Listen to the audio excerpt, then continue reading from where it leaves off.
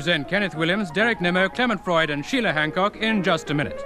And as the minute waltz fades away, here to tell you about it is our chairman, Nicholas Parsons.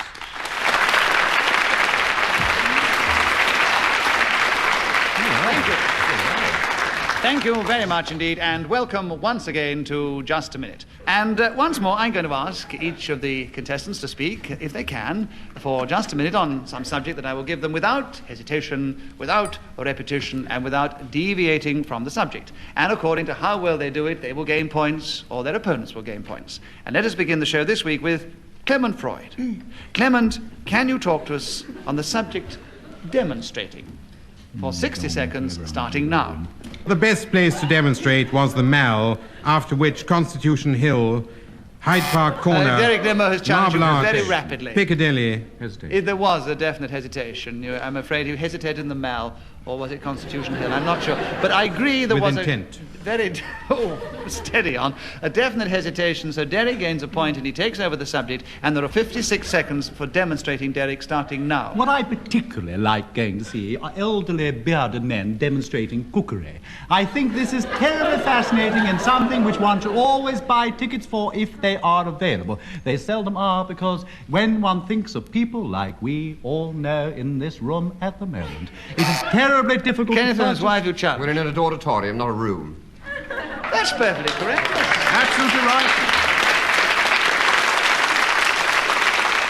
Kenneth, I agree with your challenge, so you get a point, and there are 23 seconds for demonstrating, starting now. One of the nicest experiences I've had is going to these stores where they show you how to do the grated carrots on a special little implement, and they say, you've only got to shove it in here and it comes out the other end, all done for you.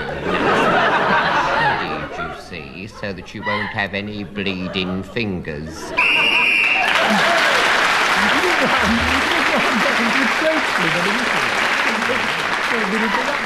For those of you who may not know, whoever is speaking when the whistle goes, which tells us that 60 seconds is up, gains an extra point. On this occasion, it was Kenneth Williams. Sheila Hancock, will you take the next subject? And the subject is Medusa. That's made the audience go quiet. I hope it hasn't inhibited you. But will you talk to us about Medusa for 60 seconds, starting now? Medusa was one of three sisters in Greek legend. They all looked rather unpleasant, particularly she. They had snakes for hair and snakes round their waist. Oh, Clement Freud got in very rapidly. Yes, Clement? Repetition. Of? Snake. Yes, we have to be sure, otherwise the... There were lots of them, though. Yes. But, Clement, you take the subject, 51 seconds, Medusa, starting now. To stand on a stage and say, have some Medusa, my dear, would really confuse people impossibly, because it should have been, have some Madeira, my ditto. But mythologically, she was a woman of evil intent. One who... Sheila Hancock, why did you challenge? That's not true. She wasn't of evil intent, actually. It depends on the tent. What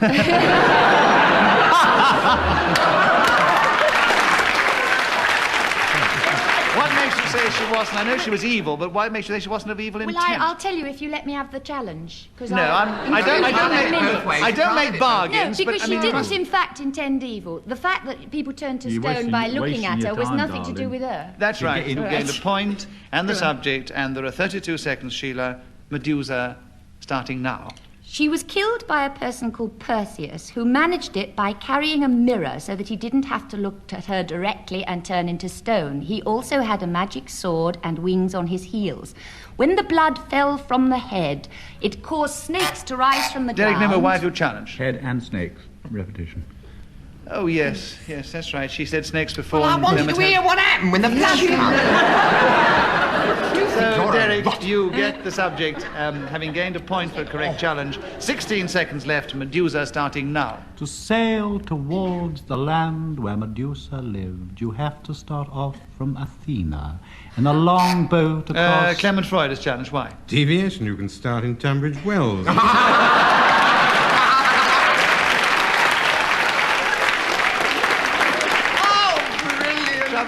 You can't sail from Tunbridge Wells, can you? But it's a correct challenge. Start anywhere. It's a correct challenge. No, it's a correct challenge. Clement, you gain a point, and there are 8 seconds left for Medusa, starting now. There is a travel agency which will sell you a ticket to go to the country in which Medusa lived. And this agency in Regent Street...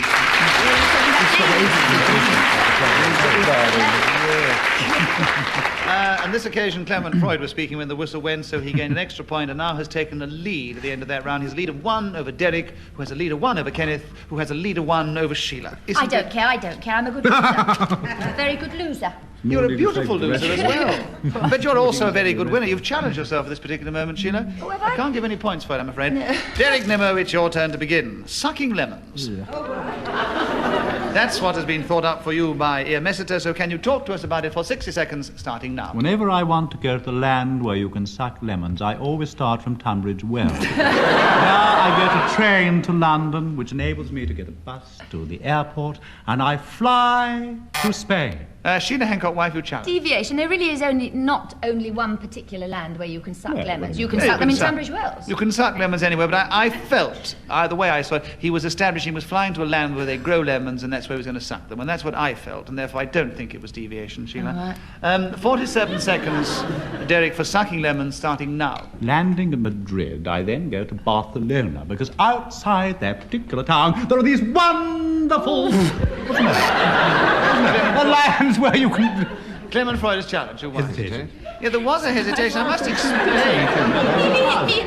explain to the audience. Derek hesitated because Sheila, he nearly hit Sheila right across the head by giving a magnificent gesture about these lemon groves.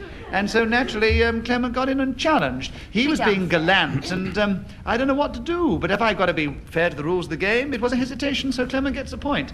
And there are 38 seconds for sucking lemons, starting now. It is fairly difficult to suck a whole lemon, for which reason it is preferable to cut it in half, even into quarters, and put these into your mouth, preferably the pith in and the peel out.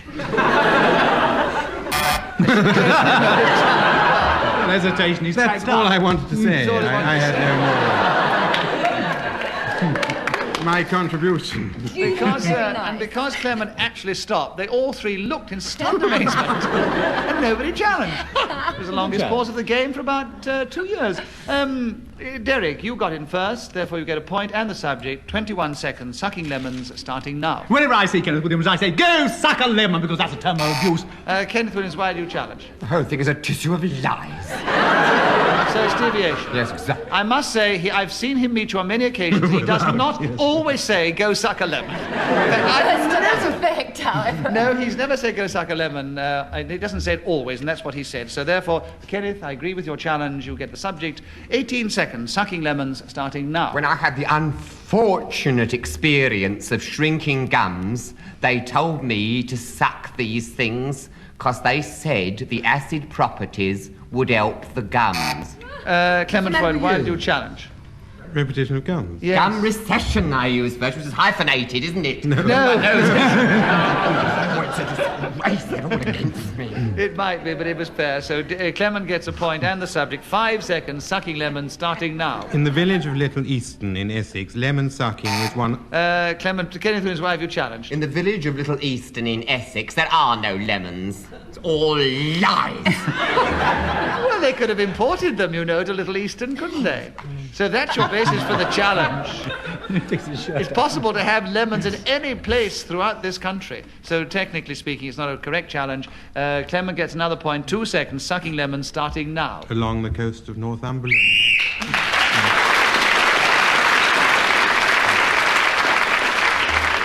Clement Freud was then speaking when the whistle went, so he has increased his lead at the end of that round. And Kenneth Williams, your turn to begin. The subject is delusions. The audience seem to appreciate that idea for you, so will you talk about it for 60 seconds, starting now? One of the commonest of these is termed in the French phrase folie de grandeur, which means, really speaking, that people imagine themselves to be far posher than they really are. Sheila Hancock, wife who challenge. Deviation. It's not necessary to feel posher. You can have delusions that you're worse than Yeah, but the folie de grandeur is surely feeling that you are posher, yes. you see. Which Well, is he what does it so slowly, you've forgotten what the beginning of the sentence was. He was was going a bit slowly, but he wasn't. He was still managing to keep going. All right. So, Kenneth, you have another point and 40 seconds for Delusions starting now. Of course, there are other ones that people suffer from which should not be discussed on a show like this because, after all, one should never.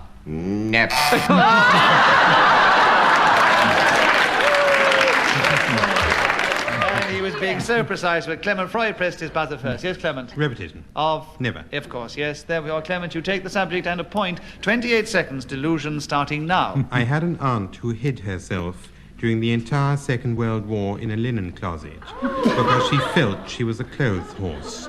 This is the sort of delusion which psychiatrists... Hesitation. Yes, and obviously it was completely devious, otherwise he would not.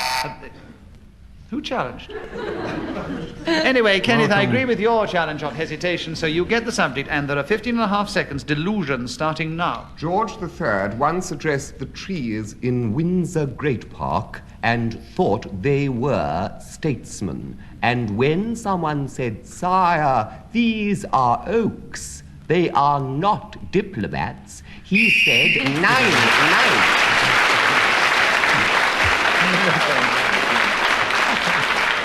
So, What did he say? What did he say? What did he say? 9 reverted to the German, which was his native tongue. And that would have been repetition. You'd have been had for repetition if he said that. I did say 9 in the whistle. In the whistle. It come out, you see, I because know, the you did it natural beautifully, outpourings. Kenneth. Yes, you kept a lot of, you gave us a lot of thoughts on delusions, and you have crept up considerably at the end of that round. You're now only 2 points behind our leader, Clement Freud.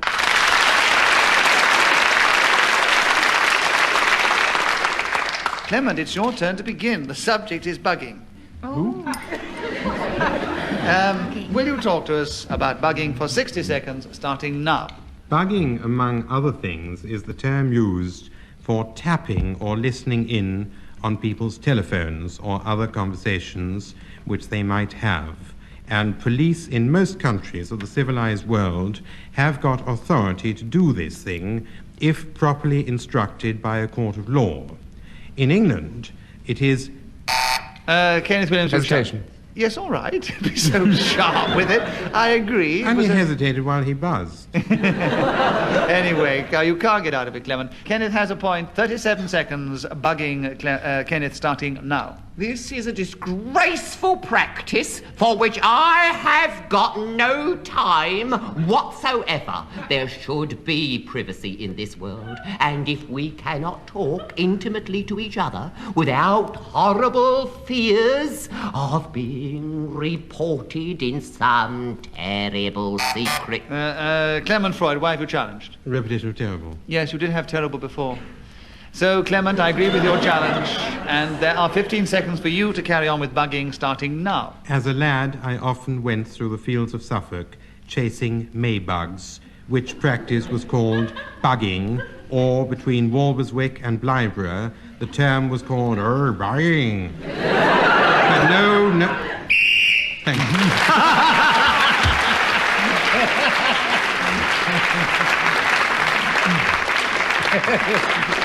That last chuckle that you heard then why Derek is laughing now is because actually Clement Freud came to a full stop, had nothing else to say, exactly as the whistle went, so he thanked dear Messiter for blowing it. And at the end of that round, he has increased his lead, and he's still in the lead.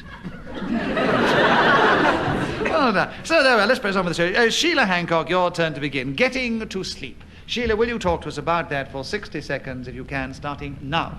This is something that a lot of people have a great deal of trouble with. Clement Freud, why have you challenged? Deviation. Why? It's not getting to sleep. Oh, you're being too clever. No. This is You something have that... a lot of trouble with getting to sleep. Yes, That's there's nothing right, wrong with surely. that. That's not getting to sleep. Right. Sheila Hancock has a point, and she has 56 seconds to continue with getting to sleep, starting now.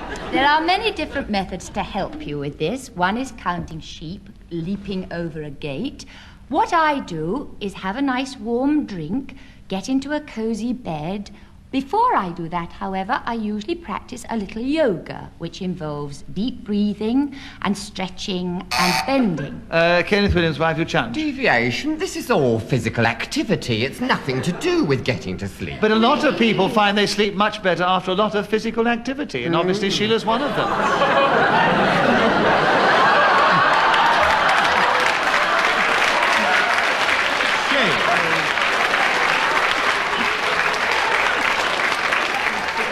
See what sort of an audience we've got, can't you?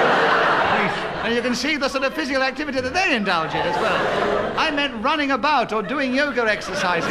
A good hearty run didn't do anybody any harm before going to bed. It goes straight out like a light. Sheila has another point, and there are 36 seconds for getting to sleep, Sheila, starting now. I have to confess that I am not averse to the method that the audience intended by that dirty laugh. I do not recommend the taking of sleeping pills unless you're absolutely desperate. Kenneth Williams, why do you challenge? She's no right to sit here talking about recommending pills or not recommending them. She's not a doctor. But Sit there as though doesn't she's matter. some ancient apothecary. She's neither ancient nor an apothecary, and she's perfectly entitled to give such a sensible, sane thought to anybody that she does not recommend Oh, it's sleeping obvious pills. you're on her side. She must drop you a quid after the show. He helps me get to sleep.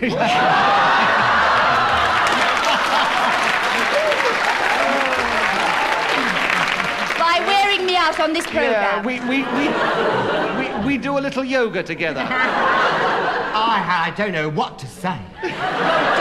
Don't, Kenneth. Shut your face for a change. To use one of your expressions, shut your cake hole. So there we are. I don't know where we've got to in the show. I endorsed Sheila's thought about not recommending sleeping pills, which Kenneth challenged on. So Sheila gets a point, and she keeps the subject. 24 seconds left. Getting to sleep starting now. The reason I say that is because it's very easy to get hooked on this particular form of getting to sleep.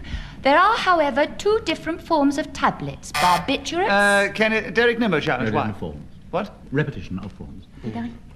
Yes, Yes. it's a little unfair, but all right, you're absolutely accurate, sir. There we are. Derek, you get a point. 14 seconds for getting to sleep, starting now. Climbing into my bed, I lay my head on the pillow and begin to think of people that bug me, like Clement. Kenneth Williams.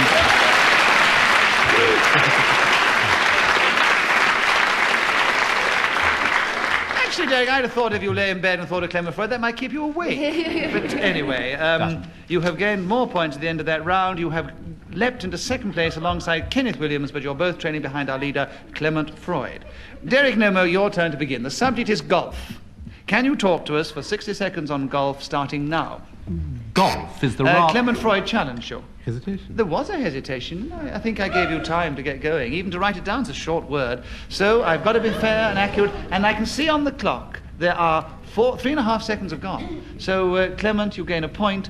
56.5 seconds golf, starting now. Golf is a game which is played on links or courses, most of which have 19 holes, but some of which have only 9. Derek Nimmo, thereon. why have you challenged? Deviation. They don't have 19 holes. They only Yeah, have well, this is a 18 very or- difficult situation because the clubhouse is always I referred know, to as the they- 19th the hole. links don't have He did 19 say some of holes. it. Only the Yes, that's courses right. are He all. did say the courses And the which links. have 19 holes, so they don't have 19 holes on the course. Quite Clement. right. Yes, so Derek, I agree with your challenge. quite 51 seconds golf, starting now. Golf is the rather vulgar and plebeian pronunciation of an ancient Scottish game called golf. Clement Freud. Hesitation. Yes, it was a bit tough, wasn't it? But I have to be accurate, so he did actually hesitate. 45 seconds for you, Clement, on golf, starting now. John Betjeman pronounces this game golf, feeling Yeah. that the L is entirely superfluous, and I agree with our best poet. Kenneth Williams, why do you challenge? Hesitation. I think that was a hesitation, yes. Kenneth, you gain a point, and you have 31 seconds for golf, starting now. Well, I get hold of the club and I swing it right the way back as far as I can manage, and then woof, and off the ball goes. Sometimes, I might add, into the canal, or, as has been known, the bunker. And I always say as an excuse, well, you see, I'm a country member, and therefore I don't really understand the game in the full sense of the word, because I've always understood you.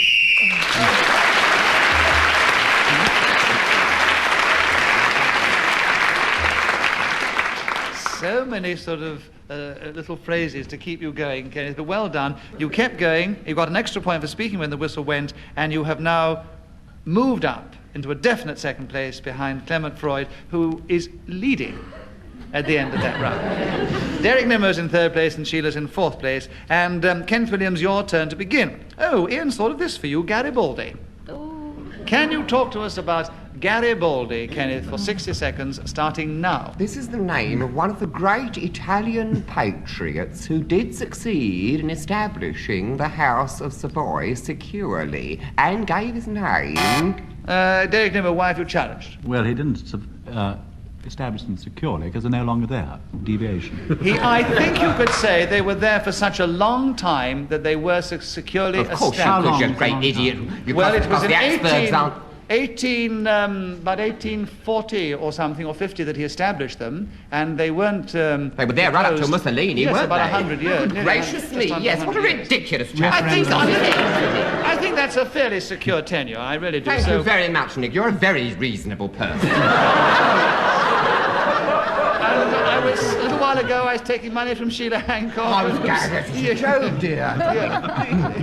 So there we are. Kenneth, you have a point, and you have 54 seconds for Garibaldi, starting now. There are these little biscuits with these currants in between. Clement Freud, why have you challenged? Two theses. Yes, but I'm not going to allow it. Kenneth has another point, and there are 45 seconds for Garibaldi, starting now. And they take their name from him. For a while in London, he resided in a street off the Tottenham Court Road, and there's a plaque on the wall.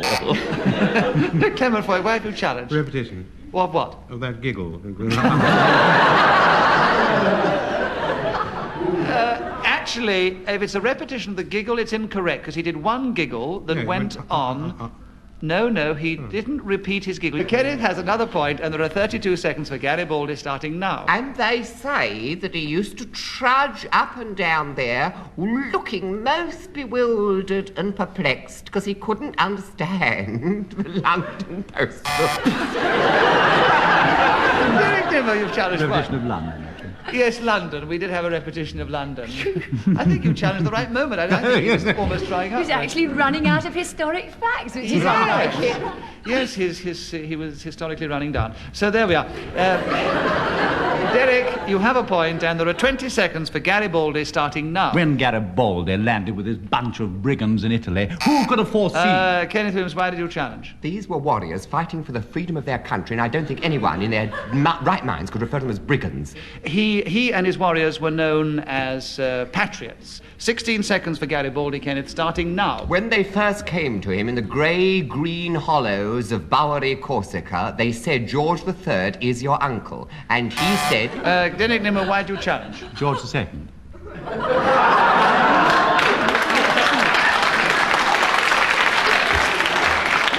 All right. I gotta give it to you. See, again, this is the difficult problem, the chairman. One could say that they made a mistake and said it was George III, but I'm not going to. So, Derek Nimmo, I agree with the challenge. 8 seconds for Garibaldi, starting now. They were a most noble crowd of fellows when they landed with him in Italia. And that's why people flocked towards him and said, Sheila Hancock, why my have you goodness, challenged? Gary. Yes, Sheila challenged you in hesitation. You were all over the place. Hesitation? Yes. Hesitation? I was going full flood. I know. My arms were going Complete everywhere. rubbish. You were waffling. You were... Waffling at all. Sheila has a point, and she has 2 seconds for Garibaldi, starting now. Have little currants.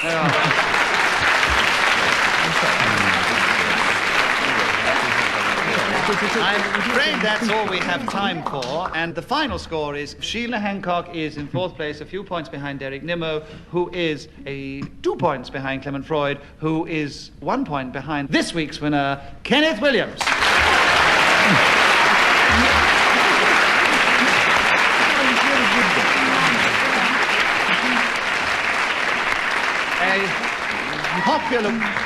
A popular win, obviously. Well, I'm sorry we have no more time, because we enjoy playing Just a Minute, which I'm sure is obvious to you. From us all here, goodbye.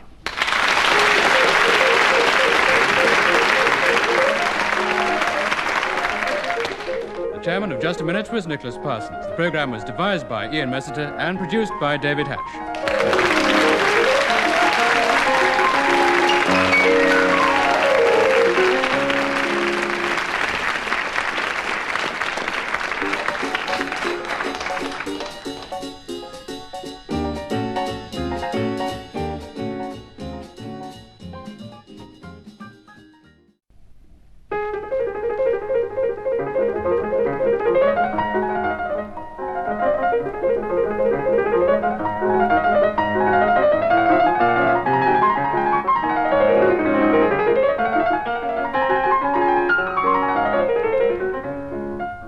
we present Kenneth Williams, Derek Nimmo, Clement Freud, and Andree Melly in Just a Minute.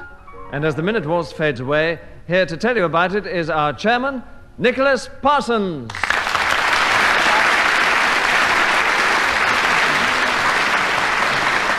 Thank you.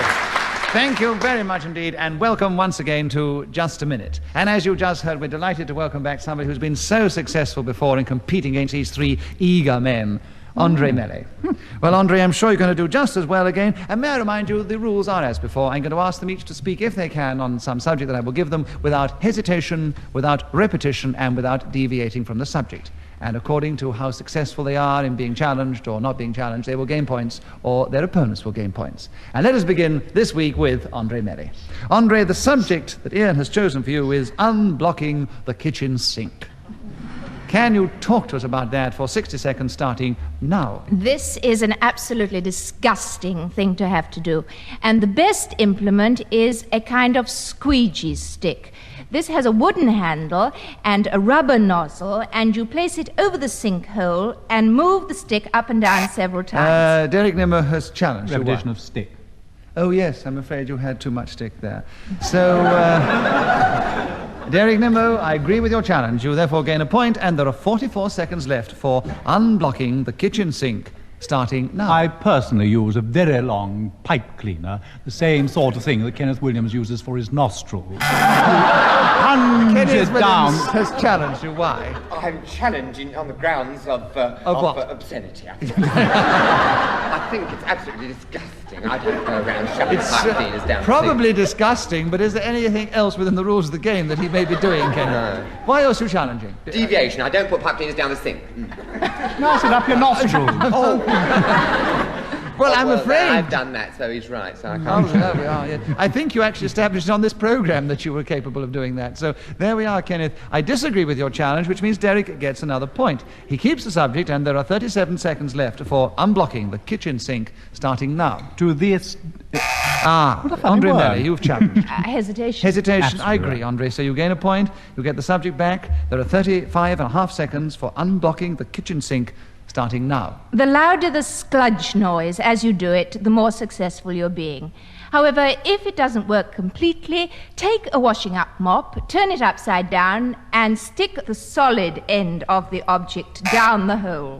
Derek Nimmo has challenged. Why? Repetition of end and hole. Yes, that is correct. So, Derek, you gain a point, and you have 20 seconds left for unblocking the kitchen sink, starting now. Because what I do is I always tear away that large U-bend underneath. Get hold of that, throw it out the window, and the thing is totally unblocked. Kenneth Williams, you challenged. Why? Well, obviously, you'd never tear away the SB. You'd have to unscrew it. You could never tear it. Not even a man with your kind of strength. Therefore, it is deviation, and I challenge on the grounds of deviation.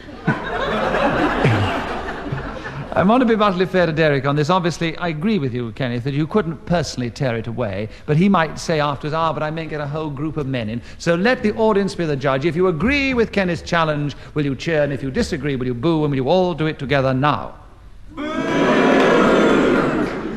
The boo's won it, I'm afraid, so Derek has a point. 14 seconds left for you, Derek, to continue, starting now. Of course, if it's only slightly blocked, you can shove your finger down, squirt it round a bit, and bring out those old hair clips. I always falling out of my head, remember? Down they go.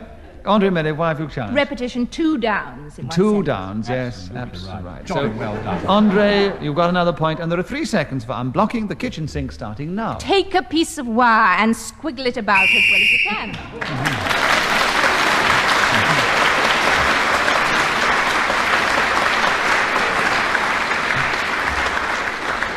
Our audience suddenly came to life because they realized then, because they probably hadn't known before, that when the whistle goes, 60 seconds is up, and whoever is speaking when the whistle goes gains an extra point. On this occasion, it was Andree Melly, and she and Derek Nimmo both have 4 points at the end of the first round, and the other 2 have yet to score. In fact, one has yet to speak. And I'm referring to Clement Freud, of course. Derek Nimmo, the subject chosen for you is aerobatics. Would you talk for 60 seconds about it, starting now? On a July day, walking across the tarmac, I climb into my tiger moth, pull down my helmet on my head, shout contact to my mechanic, and start the plane going. We taxi slowly down the runway. Clement Freud is challenged. Why? Deviation. Why? Well, first of all, because I haven't spoken tonight. And secondly, because he was in his tiger moth on his own, and we taxied down the runway. Oh, brilliant. It's the royal we, the royal. The Royal Nimmo Wee, but I think that actually it's a very clever challenge, isn't it? And he did establish he was in his alone, and you said we taxied, so that is deviation, yes. So, Clement, you have a point, and you have 46 seconds for aerobatics starting now. You jump into your Cessna, pull your helmet over your head, shout contact, and taxi. Derek Nimmo, why have you challenged? Deviation. If you were in a Cessna, you wouldn't need a helmet.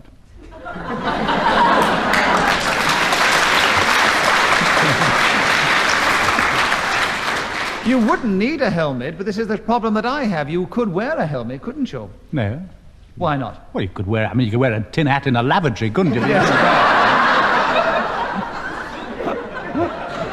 I mean, honestly. All right, the Royal We was a tough one against you, Derek, so I'll be tough with Clement here and give it... What do you got to say about that, Clement? Well, it's normal safety procedure.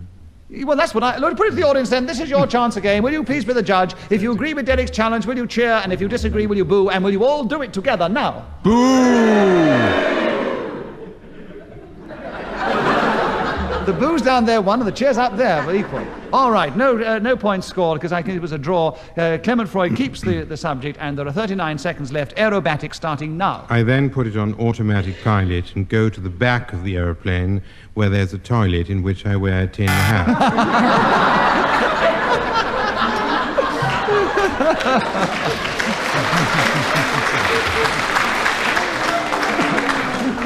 Kenneth Williams, your challenge, why? Well, because, it's disgusting. I don't... You mean wearing a tin hat in the toilet is disgusting? Yeah, absolutely disgraceful and devious. It has nothing to do with aerobatics. Going to the toilet Well, perhaps it is just to do with foibles. I'd say that's the best way of starting aerobatics. Yes, I thought so. I would have thought in the circumstances a tin hat might be quite a good choice. So, Clement Freud keeps the subject, continues with 32 seconds left, starting now. Round and around we go. Kenneth Williams is challenged. Well, what's around mean? So you challenge on deviation? Yes. Yes, all right. I don't think any plane, my knowledge, has ever gone around. So, Kenneth, you have a point, and you have the subject. 27 seconds for aerobatics, Kenneth, starting now. As we looped the loop, I felt... Oh dear, Derek Nimmo's challenged. Couple of loops. Couple of loops. No, looped the loop. L-E... You want to listen. You want to clean your ear out. All right, you're down on the verge. What, after it's been up your nose? I have hardly spoken a word, and they're trying to get at me. Kenneth has another point, and there are 22 seconds for aerobatics starting now. Though I did not give way, I kept my countenance, I remained... Clement Freud is challenged. Well, 3 eyes. I know, but we're not counting it. So Kenneth has another point, and there are 17 seconds for aerobatics starting now. And the pilot said to me afterwards, though we did those incredible things spinning in the air, you stayed calm. Have you done it before? No! Derek is challenged. First time, is it? Deviation. Repetition. He's done it before. I think what he said was, the other chap said to him, have you done it before? And therefore he's not repeating. Oh, he was repeating the phrase, of course. Yes, I'm so sorry. I thought it was the action you were referring to. I do apologize. Of course, yes, the phrase has been repeated, so Derek gets a point. And there are 7 seconds for aerobatics, Derek, starting now. Double flips and back rolls are my own particular speciality. I grab hold of my joystick, plunge it forward.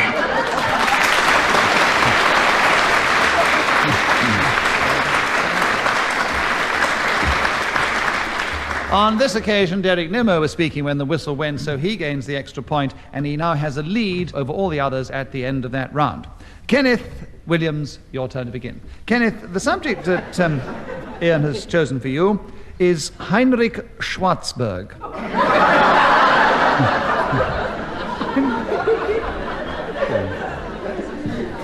You've obviously registered the name, you maybe thought of something to say about him, and you have 60 seconds starting now. Well, this is the name he was born with, of course, in Schleswig-Holstein, but in his English period he was known as Blackwood, and it is as such that he is remembered notably for his work on behalf of neurotic rabbits. They were unable to burrow their own holes, and so he invented this machine that would do it for them.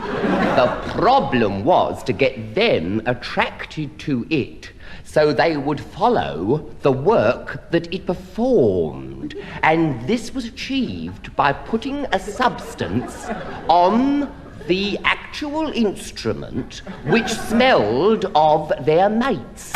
Then Freud down the hole they... Here, I'm going to just stop it.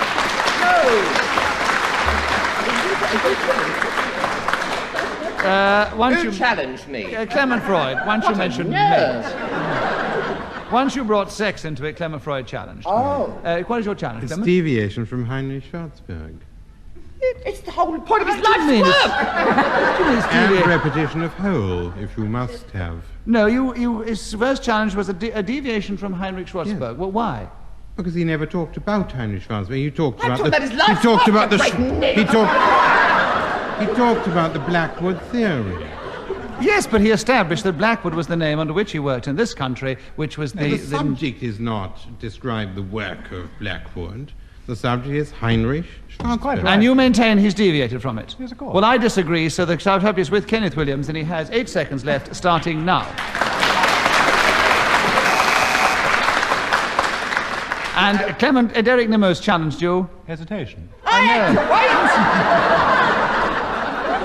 And as the audience wouldn't let him, if you're going to challenge on such an ungallant thing as that, because the audience were clapping Why do I that have to excellent decision of mine, Kenneth Williams gets another point, and there are 6 seconds for Heinrich Schwarzberg starting now. The other thing that happened during his period in England... Clement Freud challenged why? Repetition of period. Yes, you did establish the other period earlier on, his English period. So Clement Freud has very cleverly got in, alas, much to the disappointment of the audience, everybody else. Just before the end, there are 3 seconds left. Heinrich Schwarzberg starting now. The first time I met Heinrich Schwarzberg was in a beer cellar.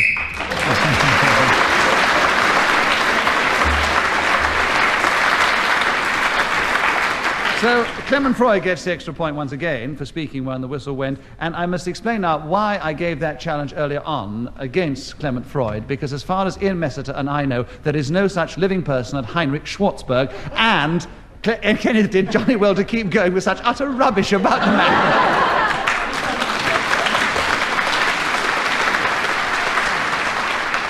Clement Freud, it is your turn to begin. The subject is time. Can you talk to us about it for 60 seconds, starting now? Downing his dark lager in one gulp, Heinrich turned to the barman and said, "May I have yet another glass?" To which the aforesaid gentleman replied, "Time," this being a common cry to denote the fact that he was no longer serving his clientele, or customers as English people like to have it. But time is now very much in our minds because the 10-hour clock is about to come upon us, and this is going to become desperate. Kenneth Williams, why have you challenged? Deviation is such a thing as the 10-hour clock. I agree with your challenge, Kenneth, and there are 26 seconds left, starting now. Time on my hands and you in my arms are words that seem strangely applicable. Clement Freud's challenged. Words can't seems. Words? Deviation. Words can only seem. I don't understand the challenge, I'm sorry. He said, are words that seems? I didn't. I said our words that seem strangely Seems. Well, I'm sorry, it sounded perfectly all right to me. Did it not from he here? probably didn't ran 2 I'm words. sitting slightly closer than you together. are. So, You know, in football matches, they decide the person who's closest to the play has the best view. But it doesn't mean to say the person closest has the best ears. No. And also he can, obviously, when he's trying to keep going under difficult conditions, if some of his words happen to run slightly together, it is not deviation. There are 17 seconds for time, Kenneth, starting now. Time hangs heavy. Derek Nimmo's challenge, why? Edition of Hangs. Where's He didn't hangs say before? hangs before. He didn't say hangs. Didn't I? I thought he did. No. What was the first? Kenneth has The another time point. on my hands and you in my arms. Says it. I wish it was happening right now. 14 seconds for time, Kenneth, starting now. A broiled... Andree Melly's challenge. A hesitation for a broiled? Yes, we don't know what his broiled was. I was going to say a broiled chicken, but she just interrupted me. Yes. So I Don't intimidate. And he said one word, 2 words are broiled. And he's Kenneth, you have another how can I point. start saying a broiled chicken needs so much time to be cooked if she's ruined it? Well, that's all that happens is that you've got another point, you see. She's deliberately doing it to put me off. They're all doing it. I had it. I'm not joking. Well, I wouldn't worry so far, Kenneth. Pouring rain and everything. You tried for your best. So far, you've got a commanding lead with all their intimidation. What am I going to do? I mean, am I supposed to go on? Yeah. You've got to try and go on if you can. Now, keep your pecker up. Well, I mean, it gets you down. Don't go to pieces, Kenneth. 12 seconds. Time starting now. H.G. Wells dealt with this subject most magnificently in an article which he published in The Spectator in the year 1935. And he said there were aspects...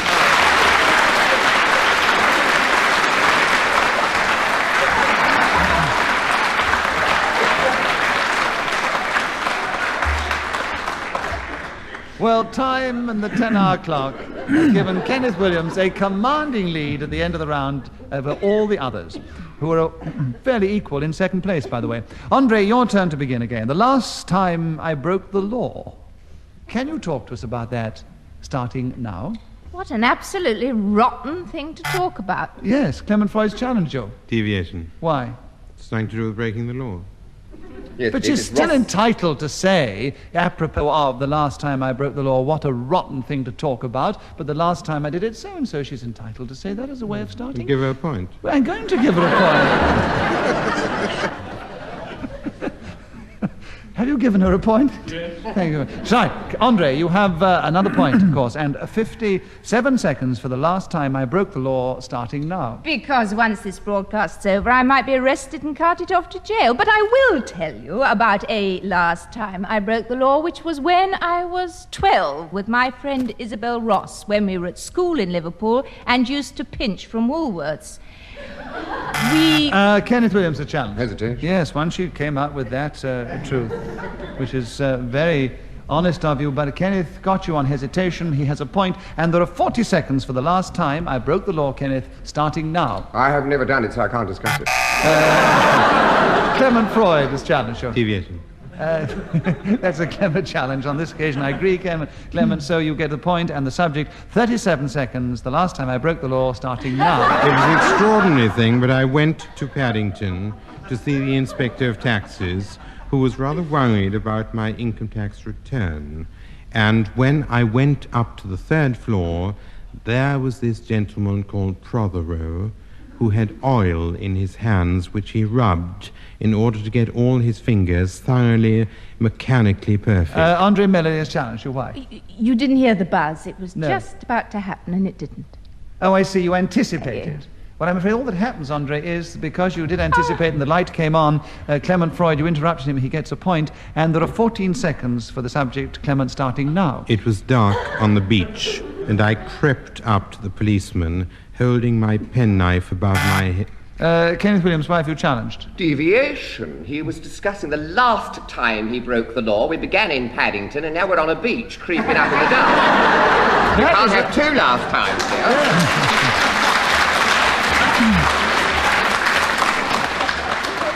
A very good challenge. In between Andree's challenge, you couldn't have gone out and done that other act, so the last time can't be twice.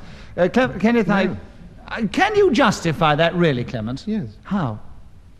Because it was Prothero on the beach. Oh, no, I won't have it, no. The scene moved. You'd establish Prothero was on the 3rd floor of Income Tax Office at Paddington. People moved. No. He got promoted. No. They'll do anything to try and get the points. No, Kenneth, I agree with your challenge. There are 7 seconds for the last time I broke the law, starting now. I was very young and I picked Derek this Nimmo, carrot off a stalk. Deviation, he's already established that he's never broken the law. But he's now going to try and talk He on this.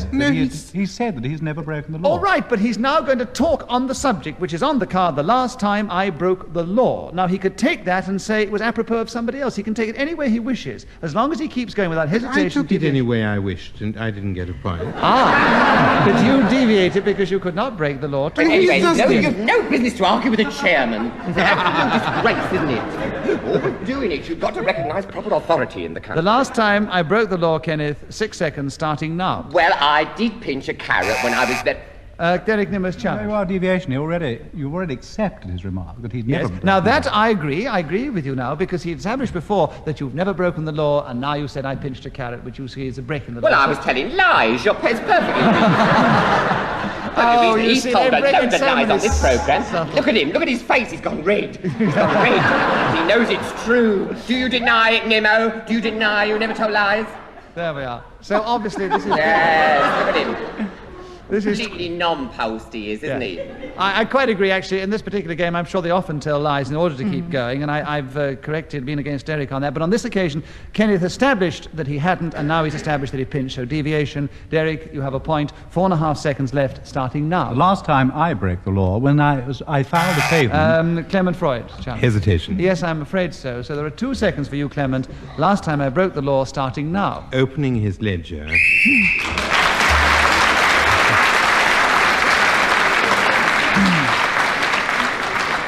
On this occasion, Clement Freud was speaking when the whistle went. He gained the extra point, but Kenneth has increased his lead at the end of that round because he also gained some more points.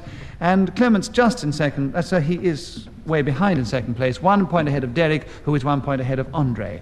Kenneth, your turn to begin. Bravura. Will you talk on that subject for 60 seconds, starting now? Well, this really is mainly used in the musical sense. It's an Italian term and means to be executed with expertise, something of a flourish, a little panache, perhaps, and would be applicable to my style. Anything that I do is done with such élan that people are staggered and they fall back and cry out, "Oh, what bravura he's got!" In fact, they've often said, "Show us more of it." And I have had difficulty in controlling their patience over this prowess of mine. But of course, it would be. Clement Freud's challenge. Repetition of course. All right, so you have another point, Clement, and there are 16 seconds for bravura, starting now. If you went into the desert with a toothbrush and attempted therewith to kill a lion, it might well be called bravura, because it is the most futile gesture, unlikely to succeed, and in fact, desperate. Andree Melly has challenged. Hesitation. Hesitation, I agree, and I so you freely got in admit it. just before the end. And Andree, there are 2 seconds for bravura, starting now. And if I were you, I wouldn't do this.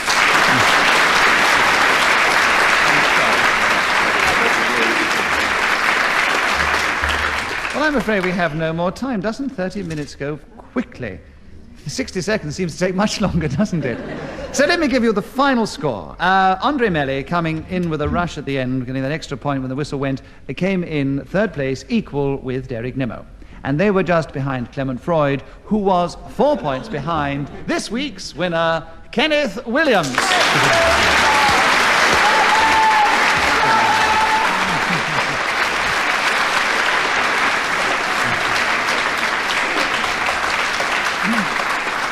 So, once again, Kenneth's bravura took him into the lead and kept him there, and he's won once more. He's just been round congratulating everybody else and giving them all a great big hug because he's so overjoyed at the idea. It's exhilarating, isn't Yes. it? It so seldom happens to me. Oh, it happens quite a lot. Anyway, we've been exhilarated playing Just a Minute, so thank you very much for coming. We hope you've enjoyed this edition of Just a Minute. And from all of us here, goodbye.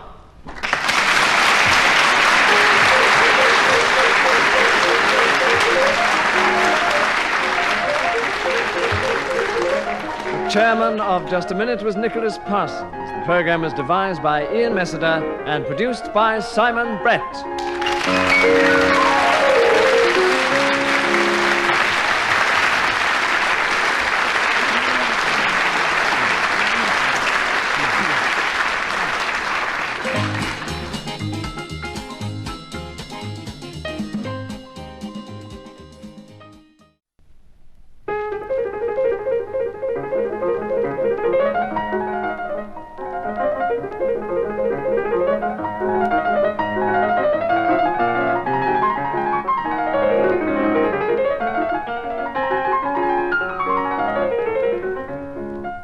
We present Kenneth Williams, Derek Nimmo, Clement Freud, and Andree Melly in Just a Minute. And as the minute waltz fades away, here to tell you about it is our chairman, Nicholas Parsons.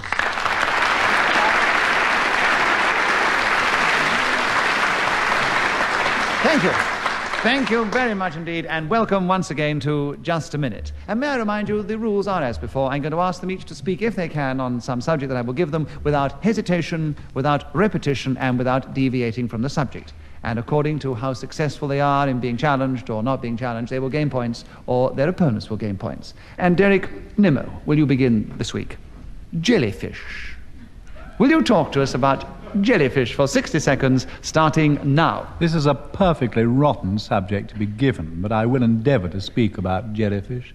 Not awfully attractive things, rather a misnomer if you think about it, because they're not fish at all, are they, really?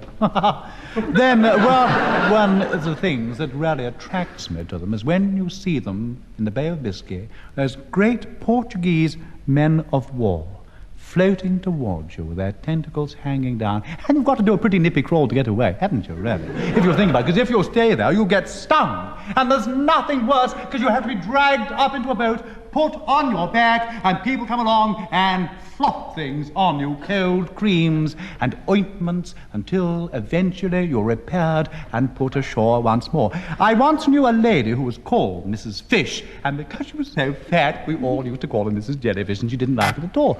Clement Freud's challenge, why? Repetition of misses. Mrs. Jellyfish. Mrs. There was a repetition. Oh, yes, absolutely Mrs. right. Give it absolutely in. right, yes, Yes, there we are. jolly good. Well, we loved it so much, you see. We were all with you. Clement Freud, I agree with your challenge. There was a repetition of Mrs., so you take over the subject, having gained a point. 10 seconds left, jellyfish, starting now. And Mrs. Fish lived in Liverpool and looked after Derek Nimmo when he was a small boy, together Kenneth with Williams, nurse... why have you challenged? I deviate. Why? Because she never looked after him when he was a small boy. She did, actually. She did. Well, as Derek Nimmo says she did, and Clement Freud was speaking, I must disagree. Well, anyway, I was awfully bored by all this jellyfish stuff. I think it's disgraceful, so it's deviation on the grounds of boredom, and that's perfectly fine. We can't create that rule or we never get going. Clement Freud, I disagree with the challenge, so you gain another point, and you have 5 seconds for jellyfish, starting now. She was later succeeded by Nurse Lightfoot, who kept jellyfish. Kenneth Williams, why have you challenged? Deviation, that is not true. I am inclined to agree that that wasn't true. No, it was actually true. Absolutely true. Nurse Lightfoot.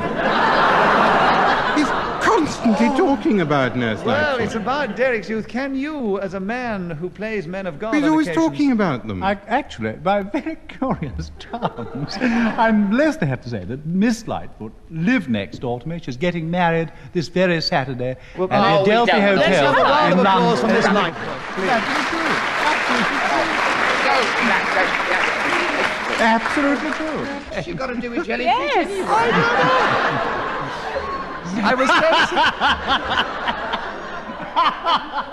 If you challenged on that score... That's it what would I have meant been to challenge you. But I'm afraid you didn't, and Derek's firmly established that Miss Lightfoot did look after him, so Clement wasn't deviating. He has another point, 2 seconds left, starting now. Halibut in aspic.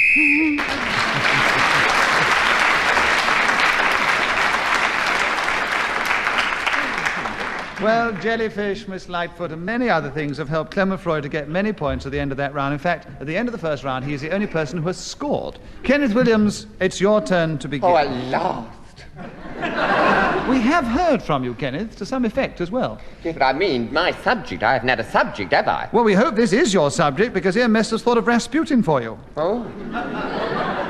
So can you talk to us about Rasputin for 60 seconds starting now? Well, only in a very general sense. He was at the court of the Tsar. Derek Nimmo's challenge. Deviation. He wasn't a general, he was a monk. I said in a general sense.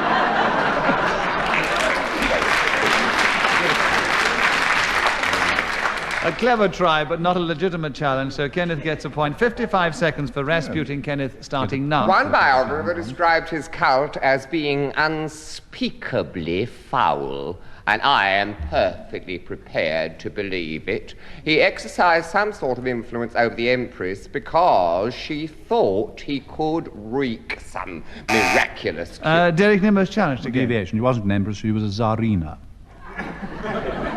She was the Tsarina, but I mean... She was also the Empress, yeah. Can't you refer to the Empress of Tsar Russia? of Russia, wasn't the Emperor was an of emperor Russia. as well. The Tsar of Russia. The Tsar of Russia and the And his Tsarina, wife but was the sometimes Tsarina. she's referred to as the Empress, isn't she? Or she is. Or Fred. I mean, All right. As I'm not sure, I'll be perfectly honest about this. I will let the audience be the judge, because they're always the final judge. brilliant. If you think that she can be referred to as the Empress of can Russia... we confine this vote to people with a degree in history? Yes. Well, all those with any degree in history, put up your hands. We have Good, somebody in the right. back. There's somebody in the back with a degree in history, so you will be the judge. Can the Tsarina of Russia be referred to as the Empress of Russia? Yes. Thank you very much.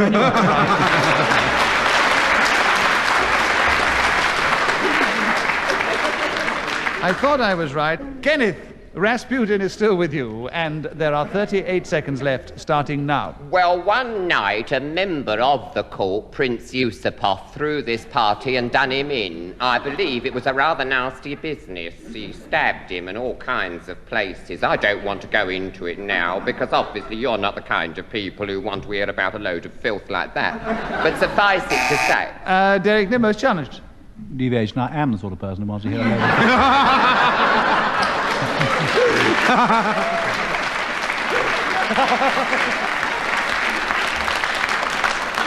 One of those impossible challenges that I have to decide about, and what I will say is this, that Kenneth was definitely looking at the audience in the studio when he said, you don't want to hear about that, and his gaze was nowhere near Derek Nimmo. Nonetheless, Derek's valid. It's a valid thing. It's All quite right, valid. give Derek a point. It is valid. He's very clever. He made a definite point there. Yes, he was very... And the audience enjoyed it. Their applause means they approve of the challenge, so give Derek a point, but I don't think he was, strictly speaking, deviating from the subject of Rasputin. Well, I'm left So with this rotten subject. Yes.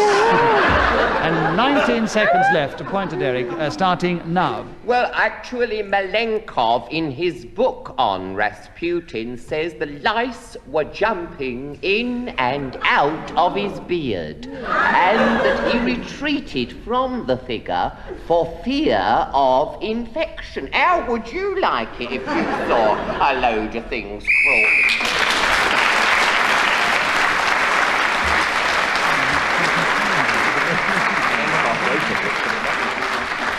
Well, Kenneth, in spite of not liking the subject, he managed to keep going in spite of 3 interruptions and finish with it, gained the extra point for speaking when the whistle went, and we now move on. Oh, the score at the end of the second round, Clement still in the lead, Kenneth in second place. Clement Freud, Japan. Can you talk to us about that for 60 seconds, starting now? I have been to Japan to witness the Olympic Games, which took place there in 1964, but I have recently visited a Japanese restaurant where the fare from that country was on offer.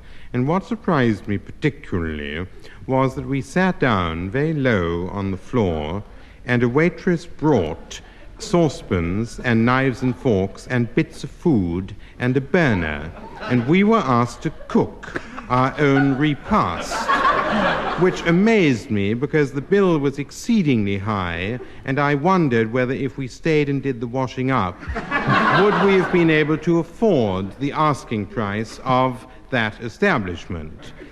Japan is a country which consists of many islands, highly populated, with labor which used to be vastly underpaid and is now coming to a parity in international scale. But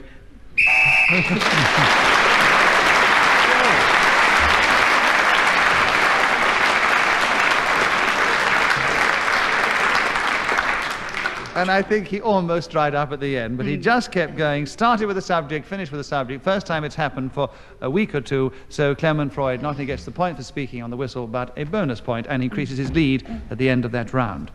Andree Melly, the subject for you this week is fig leaves. Can you talk to us about that for 60 seconds, starting now? These became very famous early on in the Bible as the first kind of topless bikinis. They grow. Derek Nimmo's challenge. No hesitation. Hesitation, I agree. Derek, you take over the subject. 50 seconds for fig leaves, starting now. I like them particularly when they're newly plucked from a tree and then put around a little concoction of rice and meat, and you have dolmades. These should be eaten, especially, I think, in the Aegean, on one of those lovely islands like Paris. Clement Freud is challenged. Deviation. Why? Aegean is not an island. It's a sea. But he said... In the Aegean Islands, oh love. You In talk the about Aegean or one of those lovely islands. in the Aegean, or one of those lovely islands, and he didn't get any further because you decided that sounded like. You really think? I disagree with the challenge. Swim out into the sea and eat vine leaves. Derek Nimmo has a point, and there are 35 seconds for fig leaves starting now. They're particularly attractive if you swim out into the sea to eat them. They then should be held between your teeth whilst you're doing a crawl or perhaps a gentle back. Kenneth Williams, why have you challenged? Deviation. Nobody stands about eating fig leaves in the water. It's a load of rubbish.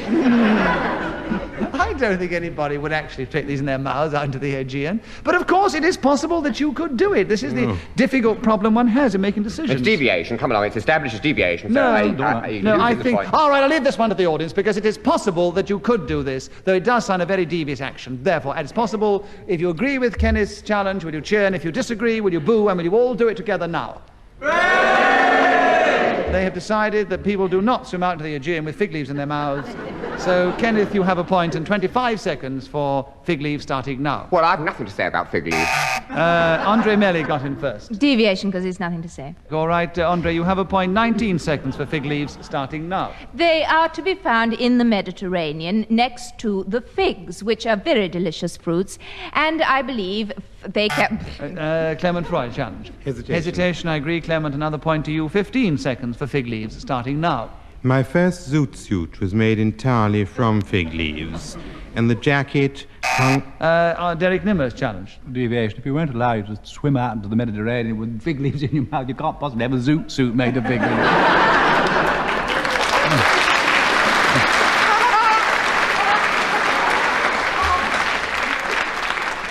Can you justify a zoot suit from fig leaves? No, you can't. 4 seconds for you, Derek, on fig leaves starting now. If you buy a box in Fortnum and Mason of these particular... Kenneth Williams, a challenge. Advertising. You're not allowed to do that by BBC Charter. Oh, what a difficult decision, because deliberate advertising you could call... yeah, but he's not deviating from the subject on the car, which is fig leaves, even though he must watch it, because he's not allowed to advertise on the BBC. 1 second left for fig leaves. Derek starting I now. always watch fig leaves on BBC.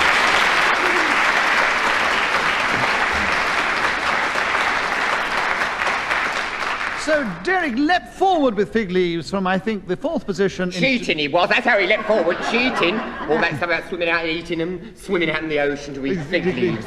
Anyway, he's now in 2nd place, 1 point behind our leader, who is still Clement Freud.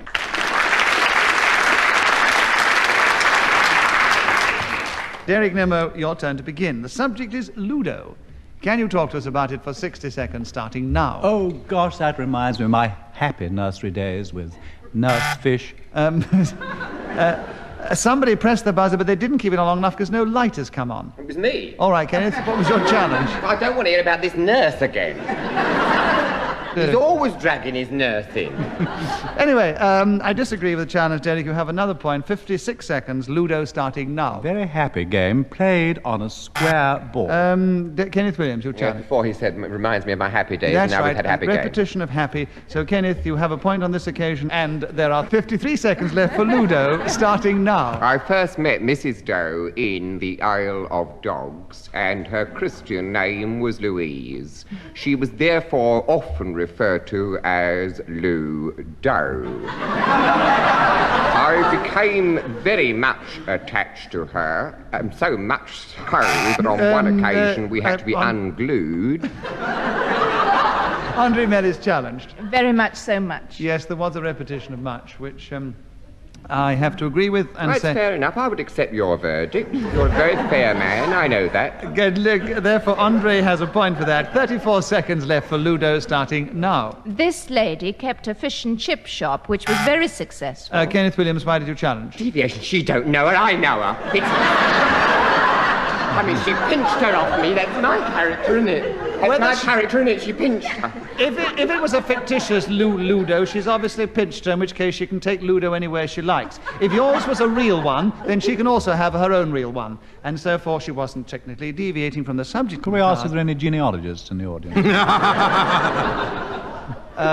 30 seconds for you to continue with Ludo, Andree, starting now. Many an evening I've sat with Lou enjoying my 1 9 worth of chips and crackle. Derek Nimmo challenge. hesitation. I think so. Only just, but just there. Derek, 25 seconds for Ludo, starting now. When the Wingradsky brothers applied for their television license and subsequently became associated...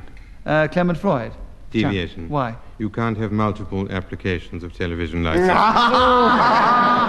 But he never said there were multiple applications. He said they were the brothers, but they applied it. It must only be one application with the brother's name on it. And so Derek has another point. Ludo, 18 seconds left, starting now. You have a little cube, and on it there are 6 numbers. 1, 2, 3, 4, 5, and the one I mentioned a moment ago. You shake it inside a little pot and throw it down and see what you have been given by the gods of chance. Kenneth Williams challenged on gods of chance. Because the gods of chance don't... there's no such thing. It's a load of rubbish. No such thing as the gods of chance. There's no such thing. It's a colloquial expression. No, it's not at all. Nobody goes around here saying, look, the gods of chance. All right, let the audience be the final judge. So, if you agree with Kenneth's challenge about the gods of chance, would you cheer? And if you disagree and believe that Derek is right, would you boo? And will you all do it together now? On Derek's side, there's no doubt about it. The gods of chance have won the day. Derek has 1 second left for Ludo, starting now. Catch people. Clement Freud challenged. Hesitation. No. Derek has another point. Half a second left for Ludo, starting now. Oh, my goodness me!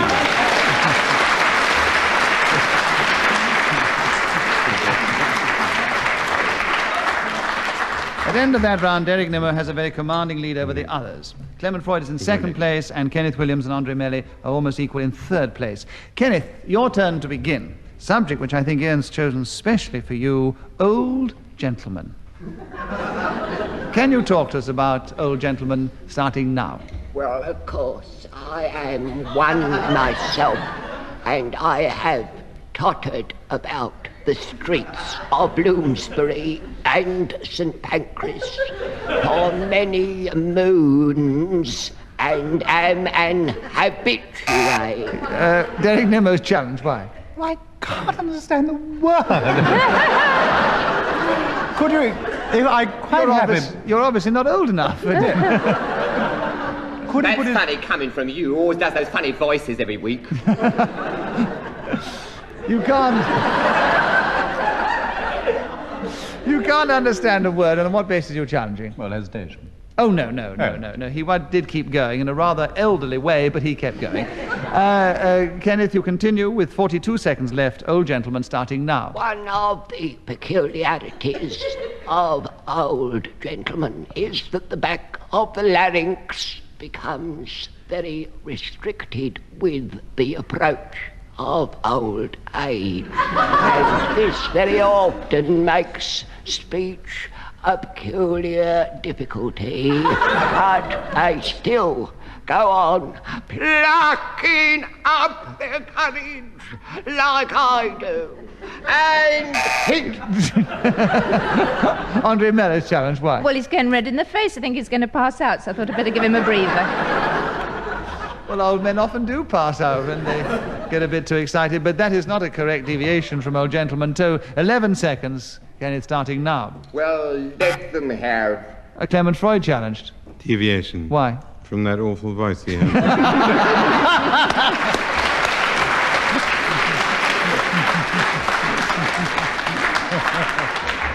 Give Clement Freud a bonus point for a good challenge and leave the subject with Kenneth Williams because he wasn't, strictly speaking, deviating from old gentleman. 8 seconds left, starting now. A bit of pleasure in the bushes. Clement Freud's challenged you again. Deviation from that other point. Do you think I'm pushing my luck? Yes, you are. You have pushed it. Even the audience think you've pushed it too far. Kenneth has another point. 5 seconds for old gentleman Kenneth, starting now. Some of them affect spats, and I must say I have a predilection for them myself.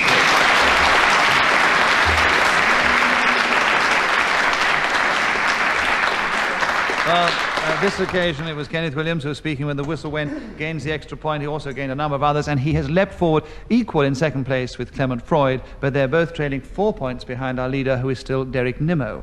Andree Melly, your turn to begin. Elastic. Can you talk to us about elastic for 60 seconds, starting now? This is something which comes in all different shapes and sizes. There's the black, thick kind used for garters, and the thin, white variety for... Oh, Derek Nimmo challenge. Hesitation, I agree, Derek. And there are 54 seconds left for elastic, starting now. Well, if you snap your elastic, this often leads to nudism, particularly in elderly gentlemen. And therefore, it's something you've got to be terribly careful about. I make sure when I put my knickers on in the morning, they're firmly in place. And I do commend this to you all. When you go out of this building tonight, make sure your elastic's all right. Kenneth Williams has challenged you. Why? Why? Come on. Why? What's wrong? What's wrong with that? Come on, tell me. As you said, you put your knickers on every morning. I do? I don't believe you. Derek, in order to get I've the often point, you seen have to him prove without it. knickers. He's quite right. If I display my knickers, I will be accused of deviation. So therefore, I'm not going to be condemned They're by so removing clever my the way trousers. they're wriggled out of it. I think, to be fair to Derek Nimmo, I don't think he wears knickers. Do you think he wears knickers, audience? Yes, of course they do. Yes, they all think he wears knickers. All think All I right, wear the audience is the final judge. You really think that Derek wears knickers? Yes. So Derek and his knickers get a point. And 37 seconds for elastic, Derek, starting now. If you want to go and shoot a stone at somebody, you should get some elastic, put it on the end of the 2 pieces of wood which are joined in the middle, pull it back rather hard, and let it go straight into the control box up there. And you'll hit old David Hatch, and what fun that would be. Another use for elastic is if you are in an aeroplane and you want to wind down the window in a gypsy moth, then you pull a piece of this material very hard in a circular direction, having wound it round the pen like that variety.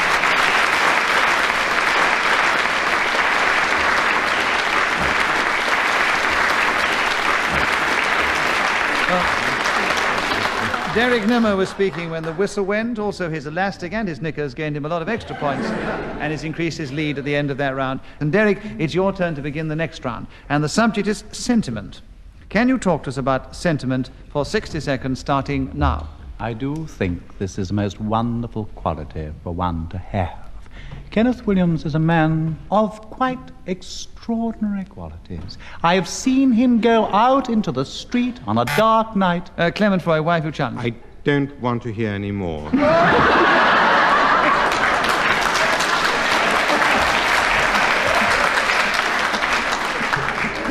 So why do you challenge?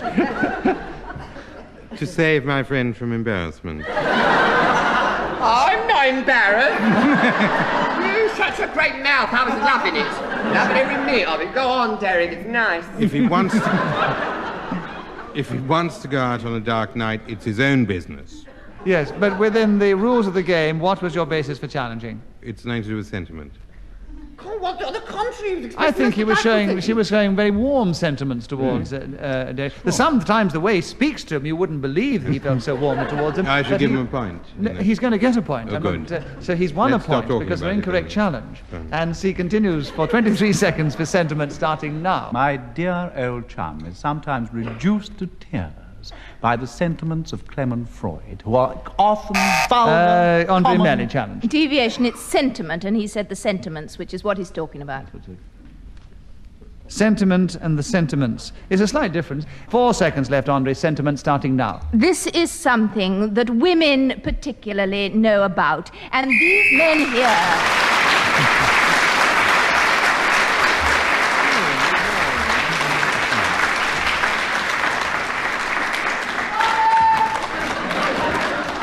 Well, I'm afraid we have no more time to play Just a Minute. Again, 30 seconds has gone in a flash. And at the end of that round, in spite of that last challenge of Andree, she crept up a little, but she was finally in 4th place. And Kenneth Williams was in 3rd place without any doubt this week. And 2nd place was taken by Clement Freud, but he was still behind Derek Nimmo, who had an overwhelming number of points. And so he's this week's winner, Derek Nimmo.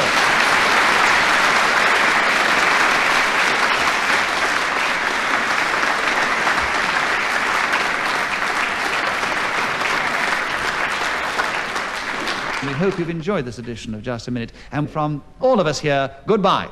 The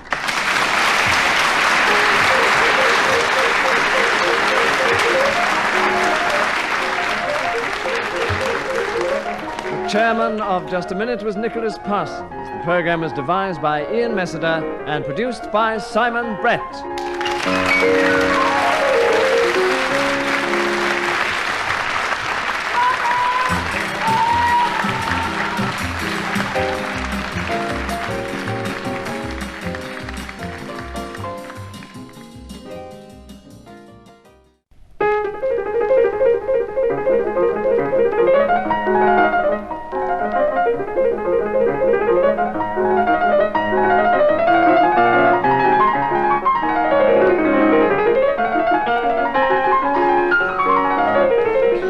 We present Kenneth Williams, Derek Nimmo, Clement Freud and Barbara Castle in Just a Minute. And as the minute waltz fades away, here to tell you about it is our chairman, Nicholas Parsons. Thank you. Thank you.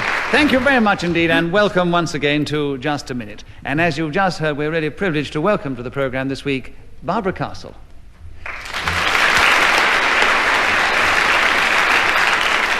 We also congratulate her on her courage in coming along here to play the game and do battle with these 3 experienced and intrepid exponents of the game.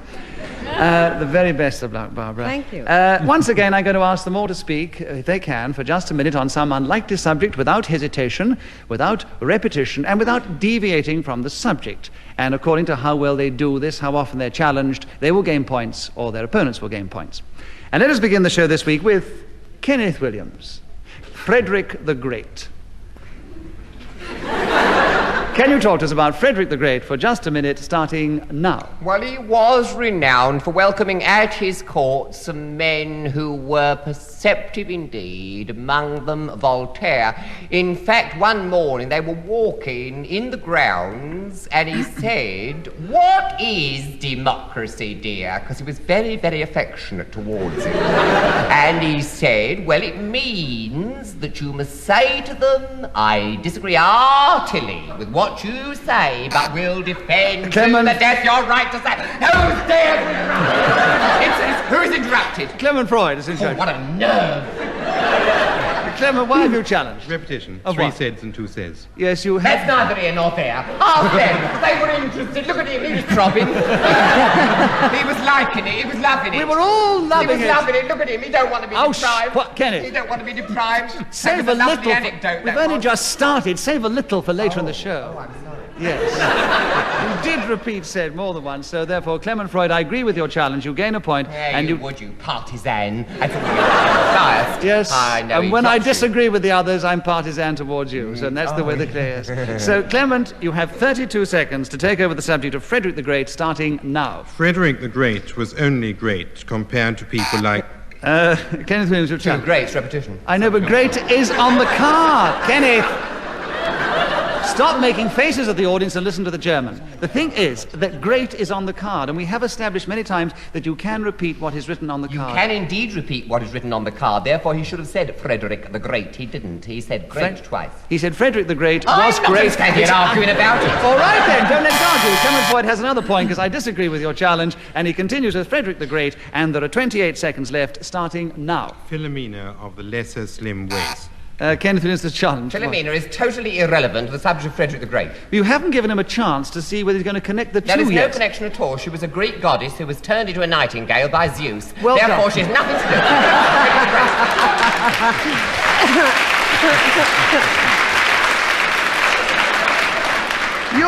do. You're apesious today. Clement, what were you going to say? Has nothing to do with Frederick the Great. Oh! Because she occurs in Greek mythology when Kenneth, you see, I must be fair. As you hadn't given him a chance to connect to, whether he was going to say it or not doesn't matter. He got a good laugh. I really can't allow it because he hadn't got going. So Clement has another point, and there are 25 seconds for Frederick the Great starting now. There were many American liberals who called Stonewall Jackson. Kenneth Williams, the challenge American liberals and Stonewall Jackson have nothing to do with Frederick the Great. We're again in realm of deviation. We can't go on like this. Obviously, we have to put it to the audience because... Give it to him. You want to give it to him? All right, he wants Frederick the Great. That's a great generosity on the part of Clement Freud. It deserves a round of applause, but don't bother, we haven't got time. Kenneth, you have the subject back of Frederick the Great, and there are 23 seconds left, starting now. He had a penchant for tall men and imported some people from the Caribbean because he was told they were all over 6 foot, erroneously, of course. But they were shipped, and without holes being bored in the boxes they were shipped in, most of them died in the process. And when he opened the box, he said, "Oh, hello!" Derek Nimmo challenged you. Why? Repetition of box. Yes. Yes, I'm afraid you repeated your boxes. Most ungallant of you. I know, but it was rather clever getting in just before the whistle. So you did repeat boxes, so I agree with Derek's challenge. So he's got in just before the end to get the point. That's what he's done, isn't he? No, he got a legitimate point because you repeated boxes and he was the first to challenge. So Derek has a point and he has 2 seconds for Frederick the Great starting Nancy now. Mitford has been a great aficionado.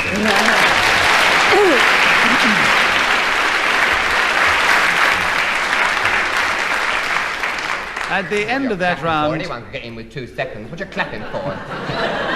They're a very warm, generous audience. Warm, daft apiths all sitting there clapping. It's me that done the work and he got in and you know it. With those last 2 seconds, it's a disgrace. I've got to know to Control yourself, Kenneth. You give an exhibition of flamboyance and rapaciousness and now... misery, so please, the audience is completely on your side. You've insulted them and they've laughed, so just be content. Clement Freud, at the end of the first round, has 3 points. Derek has 2, and Barbara... Kenneth has 1, and Barbara's yet to score. But Clement, it is your turn to begin. Getting up early. 60 seconds starting now. As soon as the sun is in the ascendant, it is essential to draw back the bed linen, including the blankets, jump out of whatever you lie in, and... Kenneth, you've challenged again. Deviation. Why? He's already established what we're lying in, so why say whatever we're lying in? Well, he can say it if he He's wants thrown it. back the blanket so we know what he's lying in. Yes, but he's still talking on the subject of getting up early. He's not deviated from the subject on the card. Oh, I don't know why I'm here. You're here for the entertainment value, which is marvellous. Clement, you have 47 seconds to continue with getting up early, starting now. Soon after, you hear the ring of the alarm bell, and your knickers, combinations... Derek Nimmo, you challenged. Well, there's a hesitation between his knickers and his combination. There was a very definite hesitation. He didn't quite see how he could combine the two.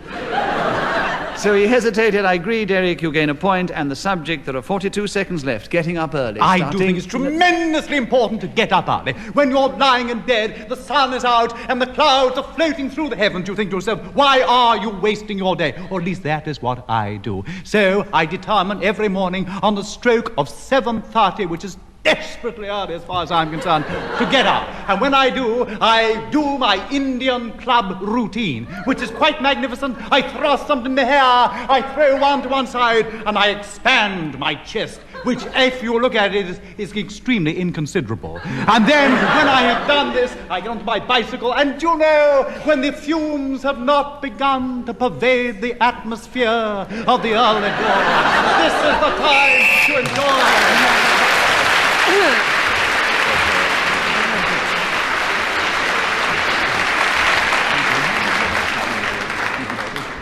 Well, we all should go around and watch Derek Nimmo get up if it's as funny as all that, shouldn't we? Anyway, Derek then was speaking when the whistle went, which, by the way, for those who don't know, tells us that 60 seconds is up, and whoever is speaking at that moment gains an extra point. On this occasion, it was Derek, who now is in the lead alongside Clement Freud at the end of the second round. Barbara Castle, your turn to begin. The subject that Ian Messett has chosen for you is Parties I Enjoy. Can you talk to us on that subject for 60 seconds, starting now? Well, there are 2 parties I enjoy. One is a Labour one, and the other are the entertainments that I give at home. I always enjoy my own more than anybody else's, partly because my food is better, and also because I can control who I invite, and therefore I can keep out bores, and also allow my... Kenneth Williams was challenged. Well, she's been insulting about the guests she's invited. She said she can control her guests, which is a disgrace, because it infers that her guests are uncontrollable, which is a disgrace. Kenneth, you see, you can have a party, insult your guests, do what you like, as long as you don't deviate from the subject. Parties I enjoy. For some reason, Barbara Castle might enjoy having parties and then insulting some of her guests.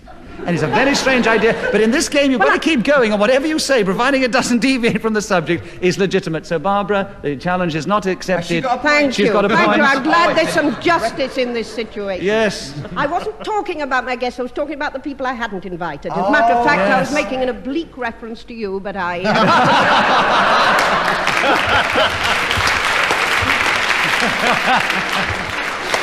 So Barbara Castle has her first magnificent point. 39 seconds for parties I enjoy, Barbara, starting now. I haven't much time for social activities, and so when I go out for a dinner or an informal occasion, I'm very anxious not to be sitting next to somebody who is talking shop, and one of the risks of being a politician is that everyone one finds oneself near to on these occasions is very much inclined... Kenneth Williams is challenged. Well, I heard one... Well, is it one... Is oneself also one? No. No, it was oneself. She said oneself, and everyone. The one was there, but they're all three separate words. You were listening very well, you were very keen, you're one of your keenest days, but you have managed to give Barbara Castle another point because it was an illegitimate challenge. It's a funny thing. Anyway, so I disagree. How many seconds have I got left? I'm just going to tell you, Barbara, you have 21 seconds for parties I enjoy, starting now. So I find that they always, particularly when one is a minister, long to come along and talk to you about the job that they think they can do better than you can. And when one was Minister of Transport... Clement Freud. When I was Minister of Transport. One isn't. I mean, it should be I, shouldn't it? Clement, yes, but why did you challenge Clement? Well, I realise she's been a lot of ministers, but she said it twice. You did actually repeat minister, yes. You repeated minister right. More than once. So this time I must agree with the challenge. Clement gains a point, and 4 seconds left for parties I enjoy, starting now. And the one that gives me most pleasure is at 59 West Heath Road, Northwest Street.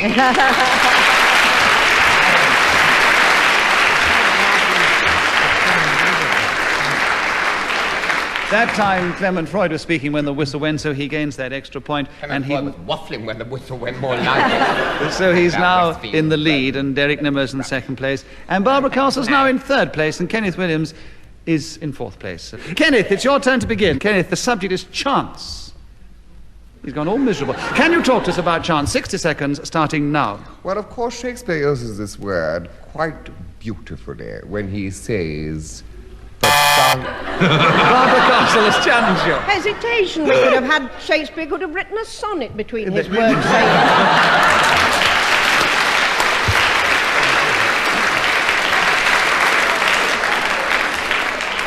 Barbara, I agree with your challenge. You gain a point, and there are 54 seconds for chance, starting now. Well, the whole of my life has been dominated by strange opportunities. As a matter of fact, I wouldn't have been married at the present time if it hadn't been that Ted Castle happened to be a newspaper man. Clement Freud challenged. I didn't finish the word. My slow reflex. Your slow reflex tells you Happened, yes. No, I didn't. I took it back. I swallowed it. I said H-A and made... All right, then, I will finally... Barbara is a guest, and she's the first time she's done battle with these three horrible men, so I'm going to put it to you. If you agree with Clement's challenge, will you cheer? And if you disagree, will you boo? And will you all do it together? Now. Boo.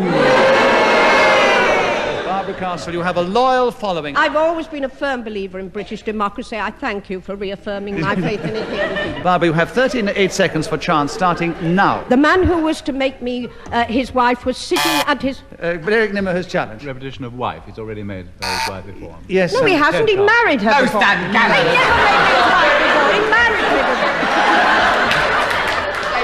He didn't make me his wife, and I thought that... It's all right, Barbara, I'm on your side here, it's all right. Barbara, you have 34 seconds to keep with the subject of chance, starting now. And a big Labour Party conference was going on, and one of his reporters came back from the conference and he said, there's a red-haired girl. Clement Freud, why yes, do you challenge? Oh, yes. Repetition of conference. A conference, yes, He I'll went to give you conference that. in I'm a reasonable woman. Yes. So, Clement, this time you gain a point, and you take up the subject of chance, and there are 27 seconds left, starting now. The most incredible chance I had was at the Liberal Party conference in Blackpool 2.5 years ago, when I left the chamber to sleep, perchance to dream. Kenneth, why have you challenged? Repetition, Shakespeare, the quotation that I was about to make. Because you haven't made it yet, all that happens is Clement gets another point, and there are 11 seconds for chance, starting now. 3 little pigs went up into a mountain, and thereby hangs a tale, which is that none of them, not a single... Barbara Castle, why have you Well, challenged? mad deviation. Why? Well, it's no accident that pigs go up a mountain. They do Chance, it all it's the pure time. chance. Pure chance about what? I don't think it's Something chance. like No, it's not chance. If a pig goes up a mountain, it might be quite deliberately because he can sniff out some truffles up there or something. Absolutely. Yes, Quite right, definitely. well, how Barbara right Castle, that you is. have a point, and you have 2 seconds left for chance, starting now. done Clement that? Freud is I challenged. was buzzing myself. She's quite right. She buzzed herself. Buzzed herself. Give her a point. Very clever. So Barbara Castle bubs herself. Paralyzed and- me. Hesitation. Why were you Quite challenging yourself, Barbara? Because they didn't give me a chance to start. A wonderful... I agree with the challenge, so she gains another point.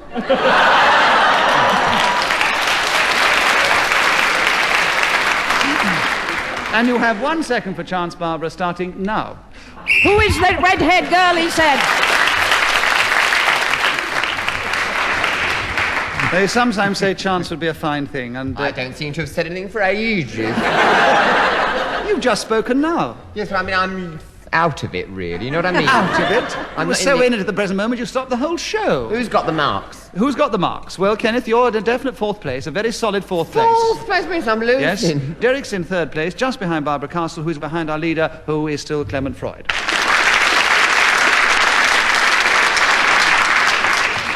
Clement, your turn to begin. The subject is plastics. Clement, can you talk to us about plastics for 60 seconds, starting now? This is the plural of the word plastic, which in common usage means a bomb thrown preferably anywhere. And Kenneth Williams has challenged you. Why? I also would like to know why it didn't buzz. Well, press your buzzer harder. challenge. Well, your buzzer's gone off, but your light's still coming on. So you got in with the challenge. Why did you challenge? Deviation, the definition of plastics is not bomb. The definition of plastics, He said- I agree. No, I quite agree with you, Keynes. That is not the definition of plastics. So you take a point and you have 50 seconds. What do you want to say, Clement? You look shocked. Oh, that's all right. Just act it, will you? 50 seconds for plastics. Ceased to be shocked by your decisions about 4 years ago. Well, shut your mouth then and let's get on. 50 seconds for you, Kenneth, on plastics, starting now. When Mrs. Corden entertained her friends, she flung open the front door and said, "Every piece of timber has been removed from my house, and we have substituted deep plastic. The banisters were made of this substance, so were the walls, and so was the ceiling. Up the..." Derek Nimmo, you challenged. Why? Deviation, because he has deviated from his original statement when he said that every piece of furniture had been removed from the house and been substituted by plastic. I didn't This- know. It's every piece of wood, not furniture. Wood, dear. Listen. Well, Well, and wash your will- blooming ears out. That's what you... I think he did say wood, Derek, and not, Yes, not well- furniture. So Kenneth has another point, and there are 20... thank Kenneth, control yourself.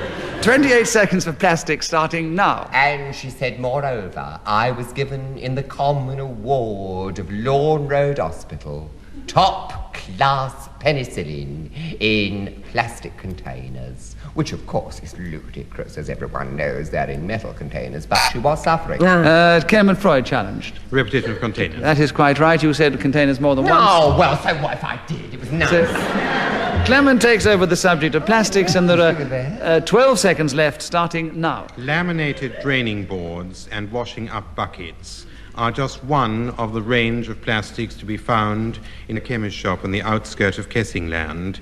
I encountered a woman...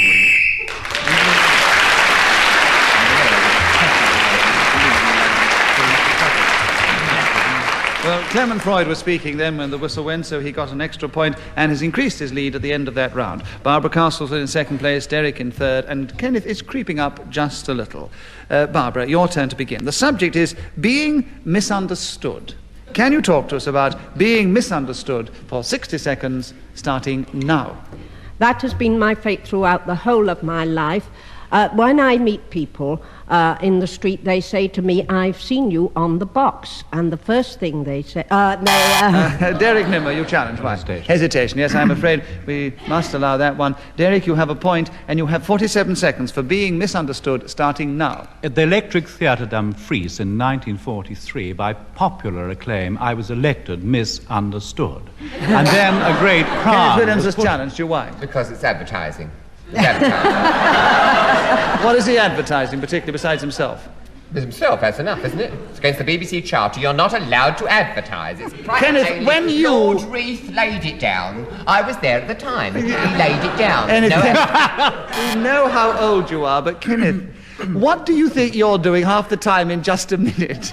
If you're not advertising Kenneth Williams, I don't know what you are advertising. And anyway, we've often had this point out, he hasn't deviated from being misunderstood. So, Derek, you get another point. 40 seconds left, starting now. I do find it a great sadness in life being so misunderstood, particularly on a programme like this when Kenneth Williams so heartlessly, continually interrupts me. I try to start on a little tiny subject and do my very best with it, and try to the best of my tiny ability. Clement Freud is challenged. Repetition of best.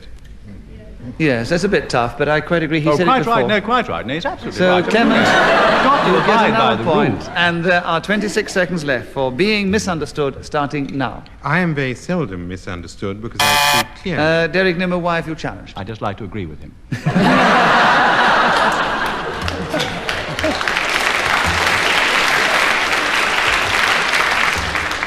Well, all that happens is he gets another point because... and there are 24 seconds left for being misunderstood, starting now. Basically, because I enunciate and don't mumble or use... Kenneth, why have you challenged? And his flagrant rubbish. We all know he mumbles the whole time. His enunciation's rotten. Everyone agrees. People have been saying to me for years, get him to speak up. Get him to speak up. We can't hear what he's saying. He's a mumbler. He's a born mumbler, known as a mumbler. I'm sorry.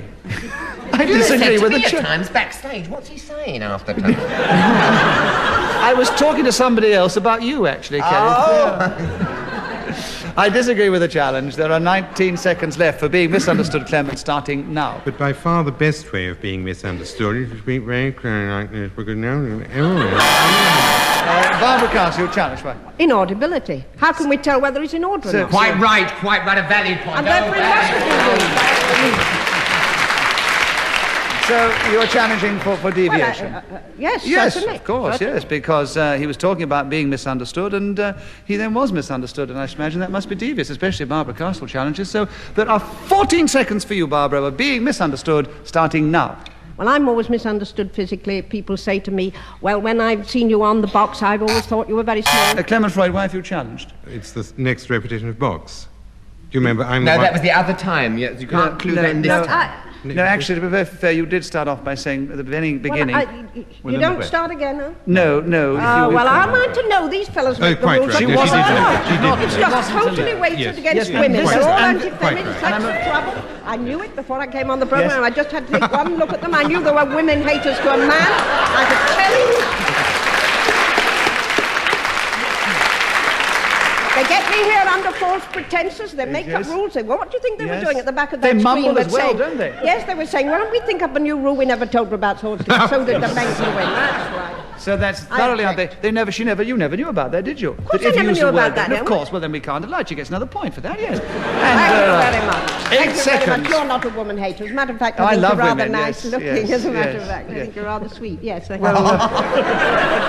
That's his wife,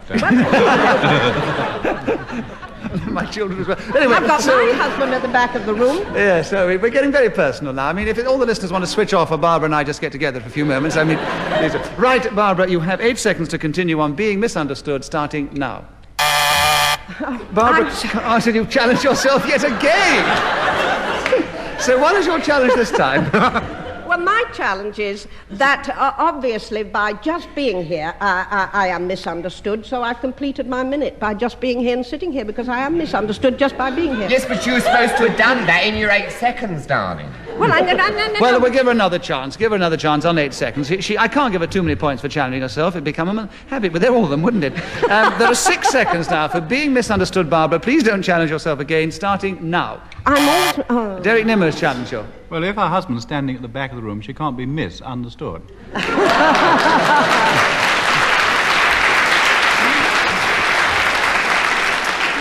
Give Derek Nimmo a bonus point for a clever challenge, but as Barbara wasn't deviating from the subject on the card, she keeps it with 5 seconds left, starting now. So I am misrepresented by everybody who doesn't like me, and there are a lot of people who don't like me.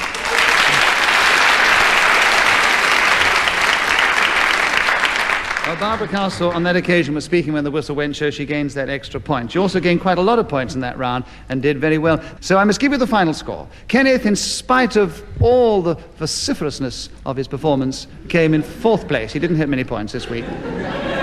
And Derek Nimmo was in 3rd place, 3 or 4 points behind Barbara Castle, who, for the first time on the programme, I think did marvellously well to come with only 3 points of this week's winner, Clement Freud.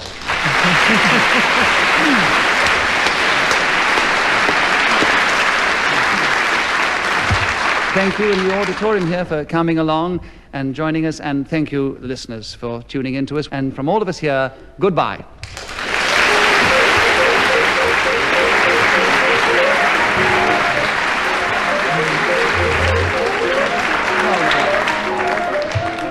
The chairman of Just a Minute was Nicholas Parsons. The programme was devised by Ian Messiter and produced by David Hatch.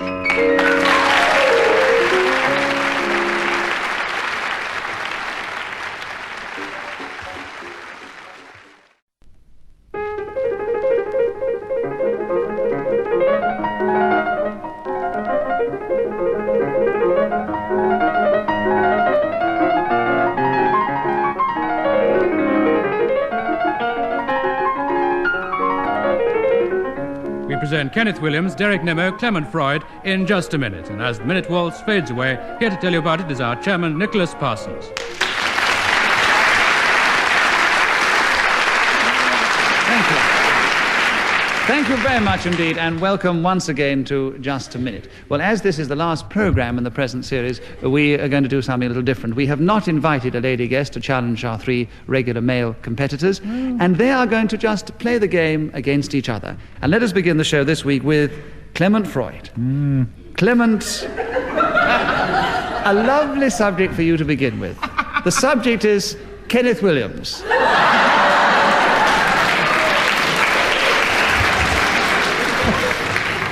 Clement, can you talk about Kenneth Williams for 60 seconds, starting now? Of all the ebullient, runcible colossi that I know, Kenneth Williams is the most colossus of them all. He bestrides this earth more like a narrow man than a silver-haired 45-year-old actor currently sitting on my right-hand side and my left hand. So. Derek Nimmo, you challenge. Hand repetition and also hesitation. Yes, he knew what had happened, and therefore, Derek, I agree with your challenge. So you gain a point, and you take over the subject of Kenneth Williams. Oh, what is funny when Kenneth challenges? Yes, 39 seconds left, starting now. It has been my great privilege to know this splendid human being for at least 3 years, and during the whole of that time, I've not heard him utter one malicious word about anybody. Clement Freud, why have you challenged? Deviation. Why? It's untrue. I quite agree, but I wanted to hear what your actual basis of deviation Well, you're was. saying Kenneth is malicious, are you? Ah, you see, that's why you said it, to try and get me to say something. I've heard Kenneth utter malicious words, but not with malicious intent. So therefore, Clement's challenge is... therefore true within the context of the game. Very true, and you're a very good chairman. I like that. It's very fair. There are 25 seconds left for Kenneth Williams, Clement, starting now. The endearing thing about this lovable chap is that he has today purchased a pair of shoes in a sale, which he says were reduced from 6 guineas to £3 because the colour had gone from burgundy to light pink. No other person... Derek Nimmo has challenged. Why? Deviation, as the audience will judge, they're brown, not pink. I must point out to the listeners, by the way, that this is the true story, because Kenneth did tell us this, and he's wearing the shoes, and we can all see now they are not a light pink. So I agree with Derek's challenge, and Derek, you take over the subject of Kenneth Williams. 7 seconds left, starting now. One of the fascinating things about this man is that he was born in the same year...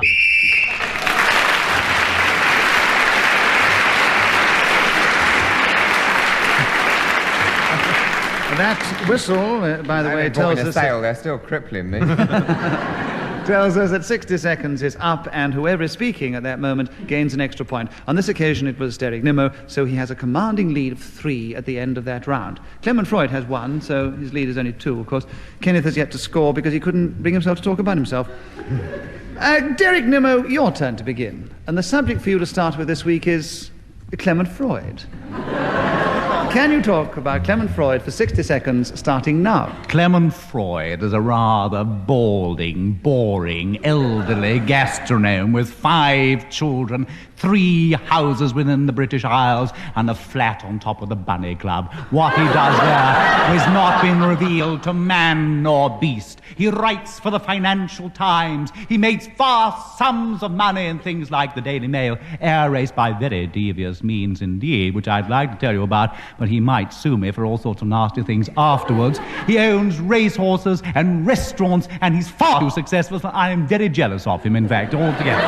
But sometimes, on a moonlit night in Venice, a different Clement Freud emerges. Kenneth and his wife, you challenge. Deviation on a moonlit night is just the same.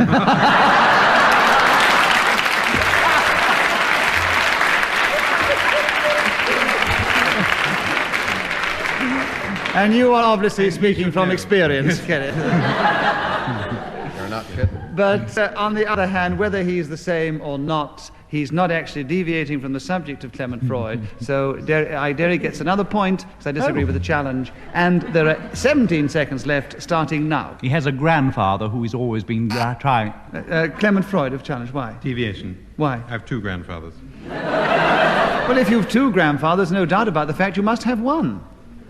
Oh, that's good. You are now.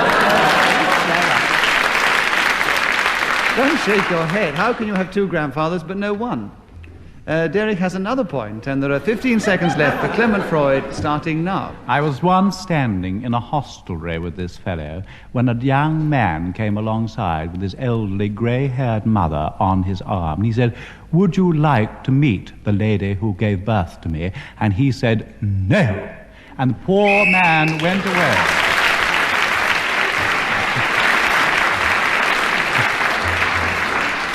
Well, Derek Nimmo was again speaking when the whistle went, gains the extra point. In fact, he's gained a number of points in that round, and he very cleverly not only started with the subject, but finished with it in spite of interruptions.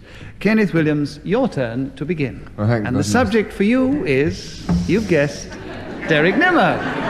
So, someone's challenged already. Derek, why I'd do you just like challenge? to say that it's a very well-chosen subject.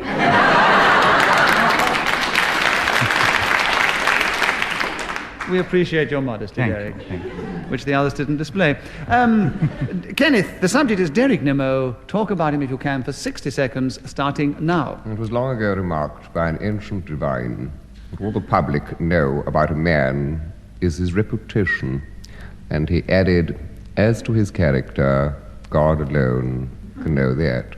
But I have testimony to this man's...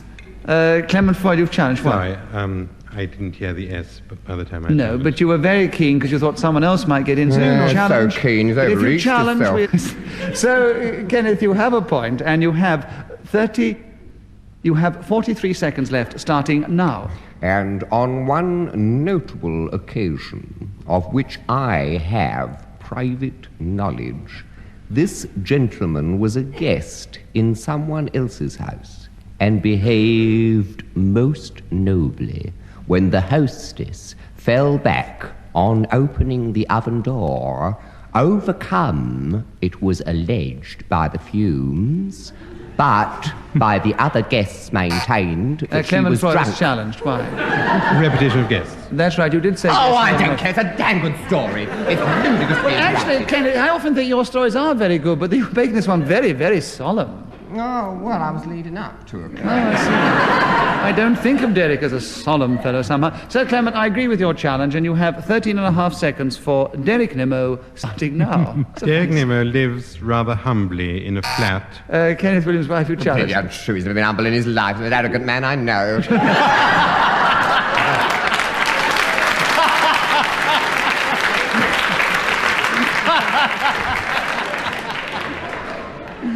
The audience seem to think I should give Kenneth a bonus point for a malicious remark, so give it to him. Clement keeps the subject. 10 seconds left for Derek Nimmo, starting now. I should like to qualify that remark.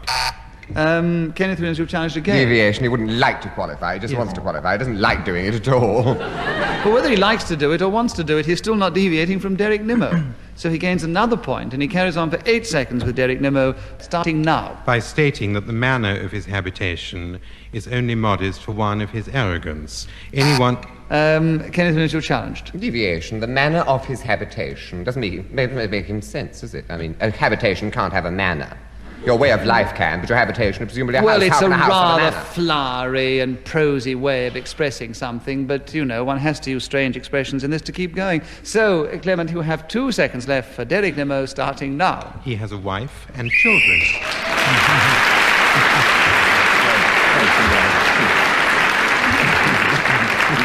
So the subject of Kenneth Williams took Derek Nimmo into the lead, and the subject of Derek Nimmo took Clement Freud into the lead, but alongside Derek Nimmo at the end of that round. And Derek, it's your turn to begin. My funny bone.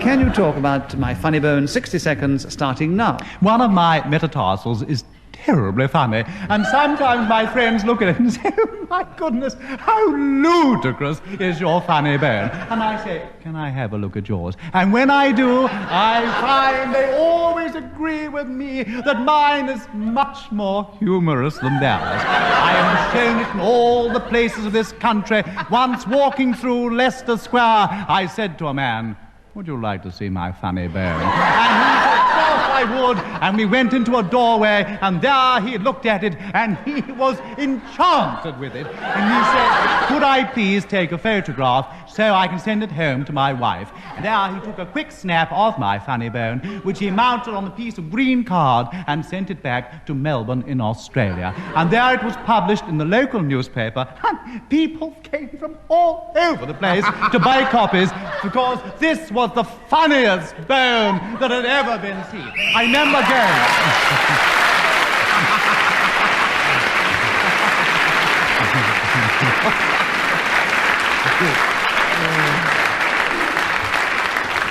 Well, Derek's funny bone was not only funny, but extremely clever. The first one to keep going with a subject from start to finish without being interrupted for 60 seconds for quite some time. And by the way, he gains an extra bonus point for not being interrupted.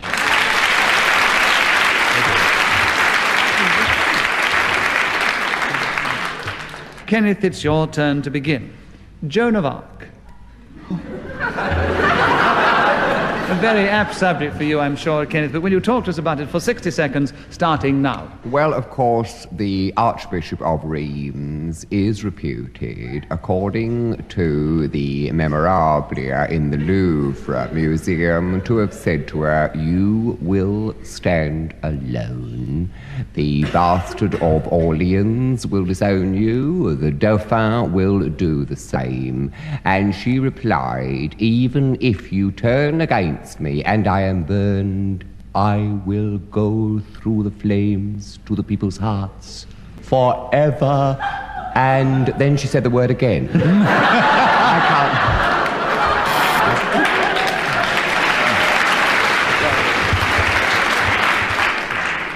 And so God be with me. And that's a very noble sentiment. And I once was in a restaurant with an actress who played the character of St. Joan. And in the bar, she was discussing the role And the gentleman that was serving. Clement Freud got in just before. What was it? You can't get rolls in bars. You can't get one.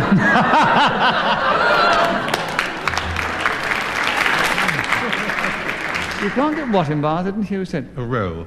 a roll. It's a joke. Yes, you can get a roll in a bar.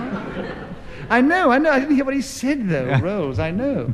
So it was a joke which didn't get much applause. Therefore, it was an illegitimate challenge. And Kenneth gets another point, and there are 2 seconds left for Joan of Arc, starting now. Well, it's a shame I can't tell the story because I haven't got the time. So, Kenneth started with the subject and finished with it. But though he didn't get the bonus point, he got the extra point because the challenge wasn't allowed.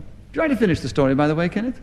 It was Trevor McKenna who played St. Joan, and the waiter served her in the bar, and it was the same waiter that later served her with the meal, and she said to him, "Oh, are you doubling?" And he said, "No, Tipperary."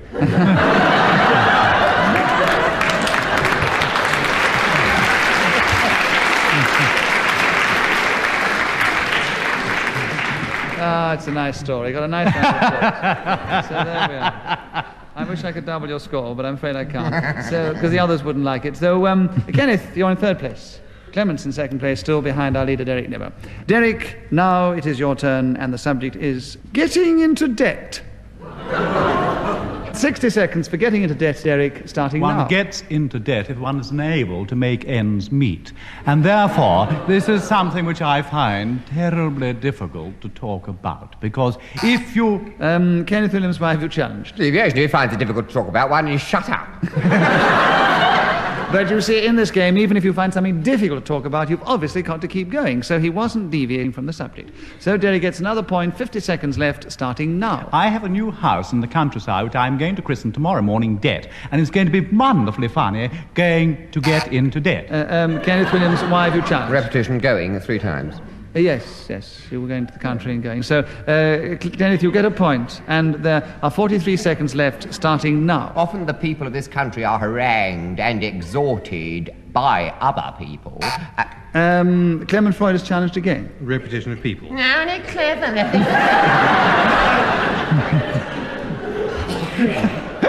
So people gets Clement a point on this occasion. And there are 25 seconds for you, Clement, on getting into debt, starting now. I find this very difficult to talk about, but getting into debt is invariably occasioned by having insufficient money or means which can raise loot of any kind, which Americans now refer to as bread, an unpleasant term, I think. Kenneth Williams, why have you challenged? Because the subject is getting into debt, not the colloquialisms used by Americans. They're not here to He had discuss it. established he was talking about getting into debt. He was going off about the Americans' way of defining getting into debt, which has nothing to do with the subject. It's I deviation. maintain he was still on the It's subject. deviation in any language. Now look here. Now listen, Clement, listen. Derek, Kenneth, who are you? One over there. Yeah, feel over there. Listen, Kenneth, stop getting me going like that. You cannot talk about... I hope this show's going to be allowed to go on. Get you out of your apathy. Kenneth, you cannot possibly talk about getting into debt without discussing money. And he wasn't discussing Yes, that. he was discussing Americans. money, and he said the Americans refer to it as bread. 10 seconds with you, Clement, getting into debt, starting now. An auctioneer in Belfast, to whom I entrusted several cases of wine, got into... Kenneth Williams, why did you... Deviation. We've gone from the Americans now to auctioneers in Dublin. It's nothing to do with getting into I think debt. he was just about to say got him into debt. He actually said got. Oh, you could be just about to be doing anything, couldn't you, in the game? Not on this program.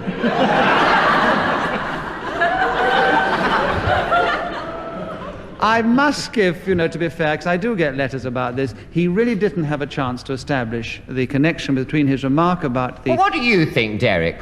I agree with you, Ken. Totally. Thank you. Well, you'd always disagree with the chairman, any of you, if it was the other way. Now, all right, then, if you feel like that, I will put it to the audience. Do you feel? I must point out that I definitely don't think... That's the way to get them to I wish you'd stop saying that. What? If you didn't say what you thought, I'd occasionally get the cheers or boos, but every time you say, I personally I'll try it feel the other this. way round. Put it as a straight question. Yes. Oh, no, you must let me know. Can't do that- this. And I- if you were in a law court, you couldn't say, this is what I want you to do. Please find him guilty. The judge... I don't set myself up A man as is innocent until he's proved guilty in this country. but also, if we're going to have an argument... After all, I am not a judge. Shut up, the two of you. Now listen. If you think that Clement Freud was deviating, will you boo? And if you don't think he was deviating, will you cheer? And will you all do it together now? Clement Freud was not deviating, which is exactly what I thought. Thank you.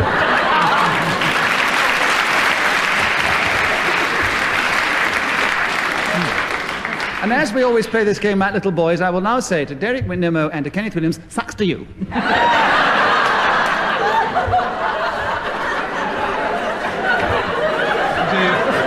Interesting. Well, When there's not Let's a, get on with just a minute. when there's not a lady on the show, it all comes out, doesn't it? Yes, it certainly does. Talk about Freudian. Steady on. Steady on. We've had quite a lot come out in this show. We don't anymore. 5 seconds left for you, Clement, with getting into debt starting now. As a result of this perfidious Yeah, that's not what villainy they said. on the part They of the agreed with Northern this challenge. Irish wine merchant.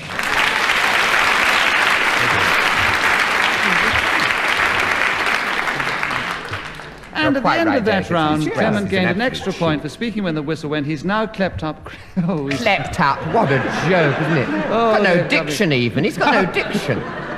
Who would have, at the end of 26 shows, left with these 3 to battle with? It's only 1 against 3 up here, I can tell you. Clement Freud has crept up 1 point on... Even your Messrs fighting me. Pull the score away before I had a chance to read it. Let me say, he's crept up 1 point on Derek Nimmo, who's still in the lead. The audience and all... Sit down, Derek.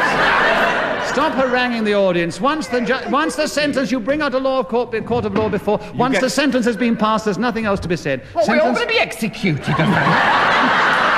Gracious me, you're going to put a black cap on next year. I think after some of the things you said, hung, drawn and quartered would be better. I think it's about time to have the last subject, because we're running out of time. We're all going to get time at the end of this show, And the subject, which has been very aptly chosen to finish this particular round, and then we hope this series of Just a Minute, is saying goodbye. We've all shed a tear in the audience. Cheer up again. Let's get on with the game. Who's to speak? Whose turn is it? Kenneth Williams, it's your turn to go. Everything you say now. Kenneth Williams, 60 seconds for saying goodbye, starting now. Parting is such sweet sorrow was, of course, written by our great bard, the Swan of Avon. It might have been... Derek Nimmo, why have you challenged? Well, I thought there was a hesitation in there, but No, he was a bit quiet Yeah, and a bit much. mumbly, but he didn't actually hesitate. He was Right. just teetering on it, and he keeps the subject 50 seconds left, saying goodbye, Kenneth, starting now. Tears of farewell were spilled on me by Derek Nimmo on Waterloo Station when he said to me, "Here's your satchel. When you go back, don't forget me. Here's the books and the flowers and the chocolates." And I was heartbroken because I had to go to the provinces while he stayed here, showing himself Clement to Freud the is West challenged. End. Why? Hesitation. No, I don't think he quite hesitated, so Kenneth has another point, and he's still saying goodbye. 25 seconds left, starting now. I said, but for you, it's the lights and London. For me, it's oblivion. And he said, yes, it is. But you must... Derek Nimmo, wife who challenged. deviation, I didn't say it. Well, I can only take your word on that. Well, please do. Please do, all right. We have to take your word, because I'm inclined to believe that you didn't say it. It didn't sound quite like you, I must say, Derek. 14 seconds left for saying goodbye, Derek, starting now. Well, I'd like to say goodbye to everybody in this audience today. To dear Clement Freud, lovely Kenny. To old Nick Parsons, who's not nearly as bad as he looks or is fainting. Clement Freud, wife who challenged. Deviation. Why? He is.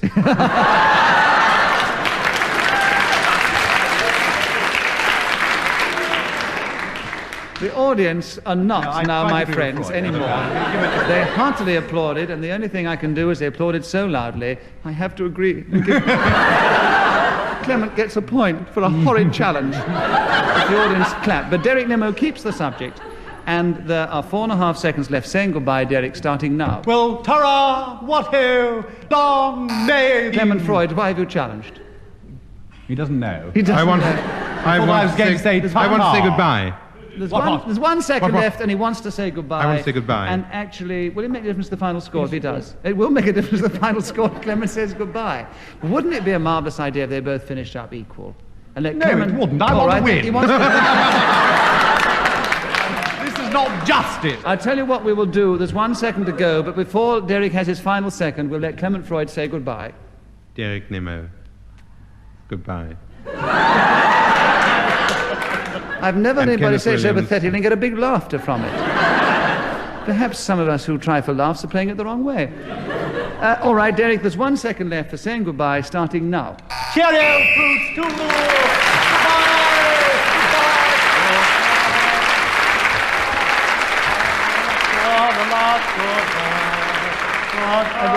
Derek, before you... Goodbye, goodbye, wipe a tear, baby dear, from your eye. There are some people who are listening still, we hope, who might like to hear what the final score is. And I think it's a very apt one. This is the last one in this present series, which makes us all very sad.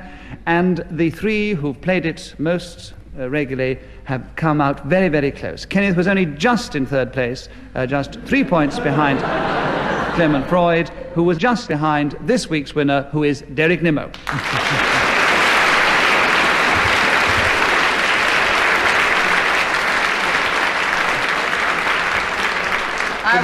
What about a cheer for the man who never gets a clap? That wonderful man who chairs this show every week, Nicholas Parsons.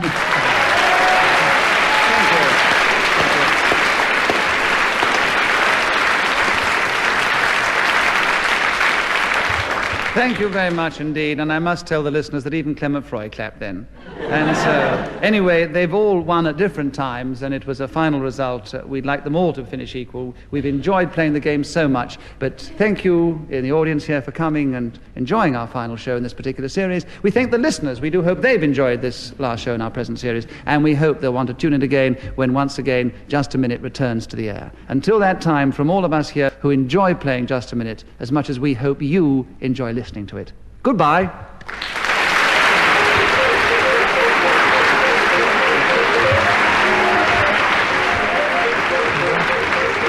The chairman of Just a Minute was Nicholas Parsons. The program was devised by Ian Messiter and produced by David Hatch.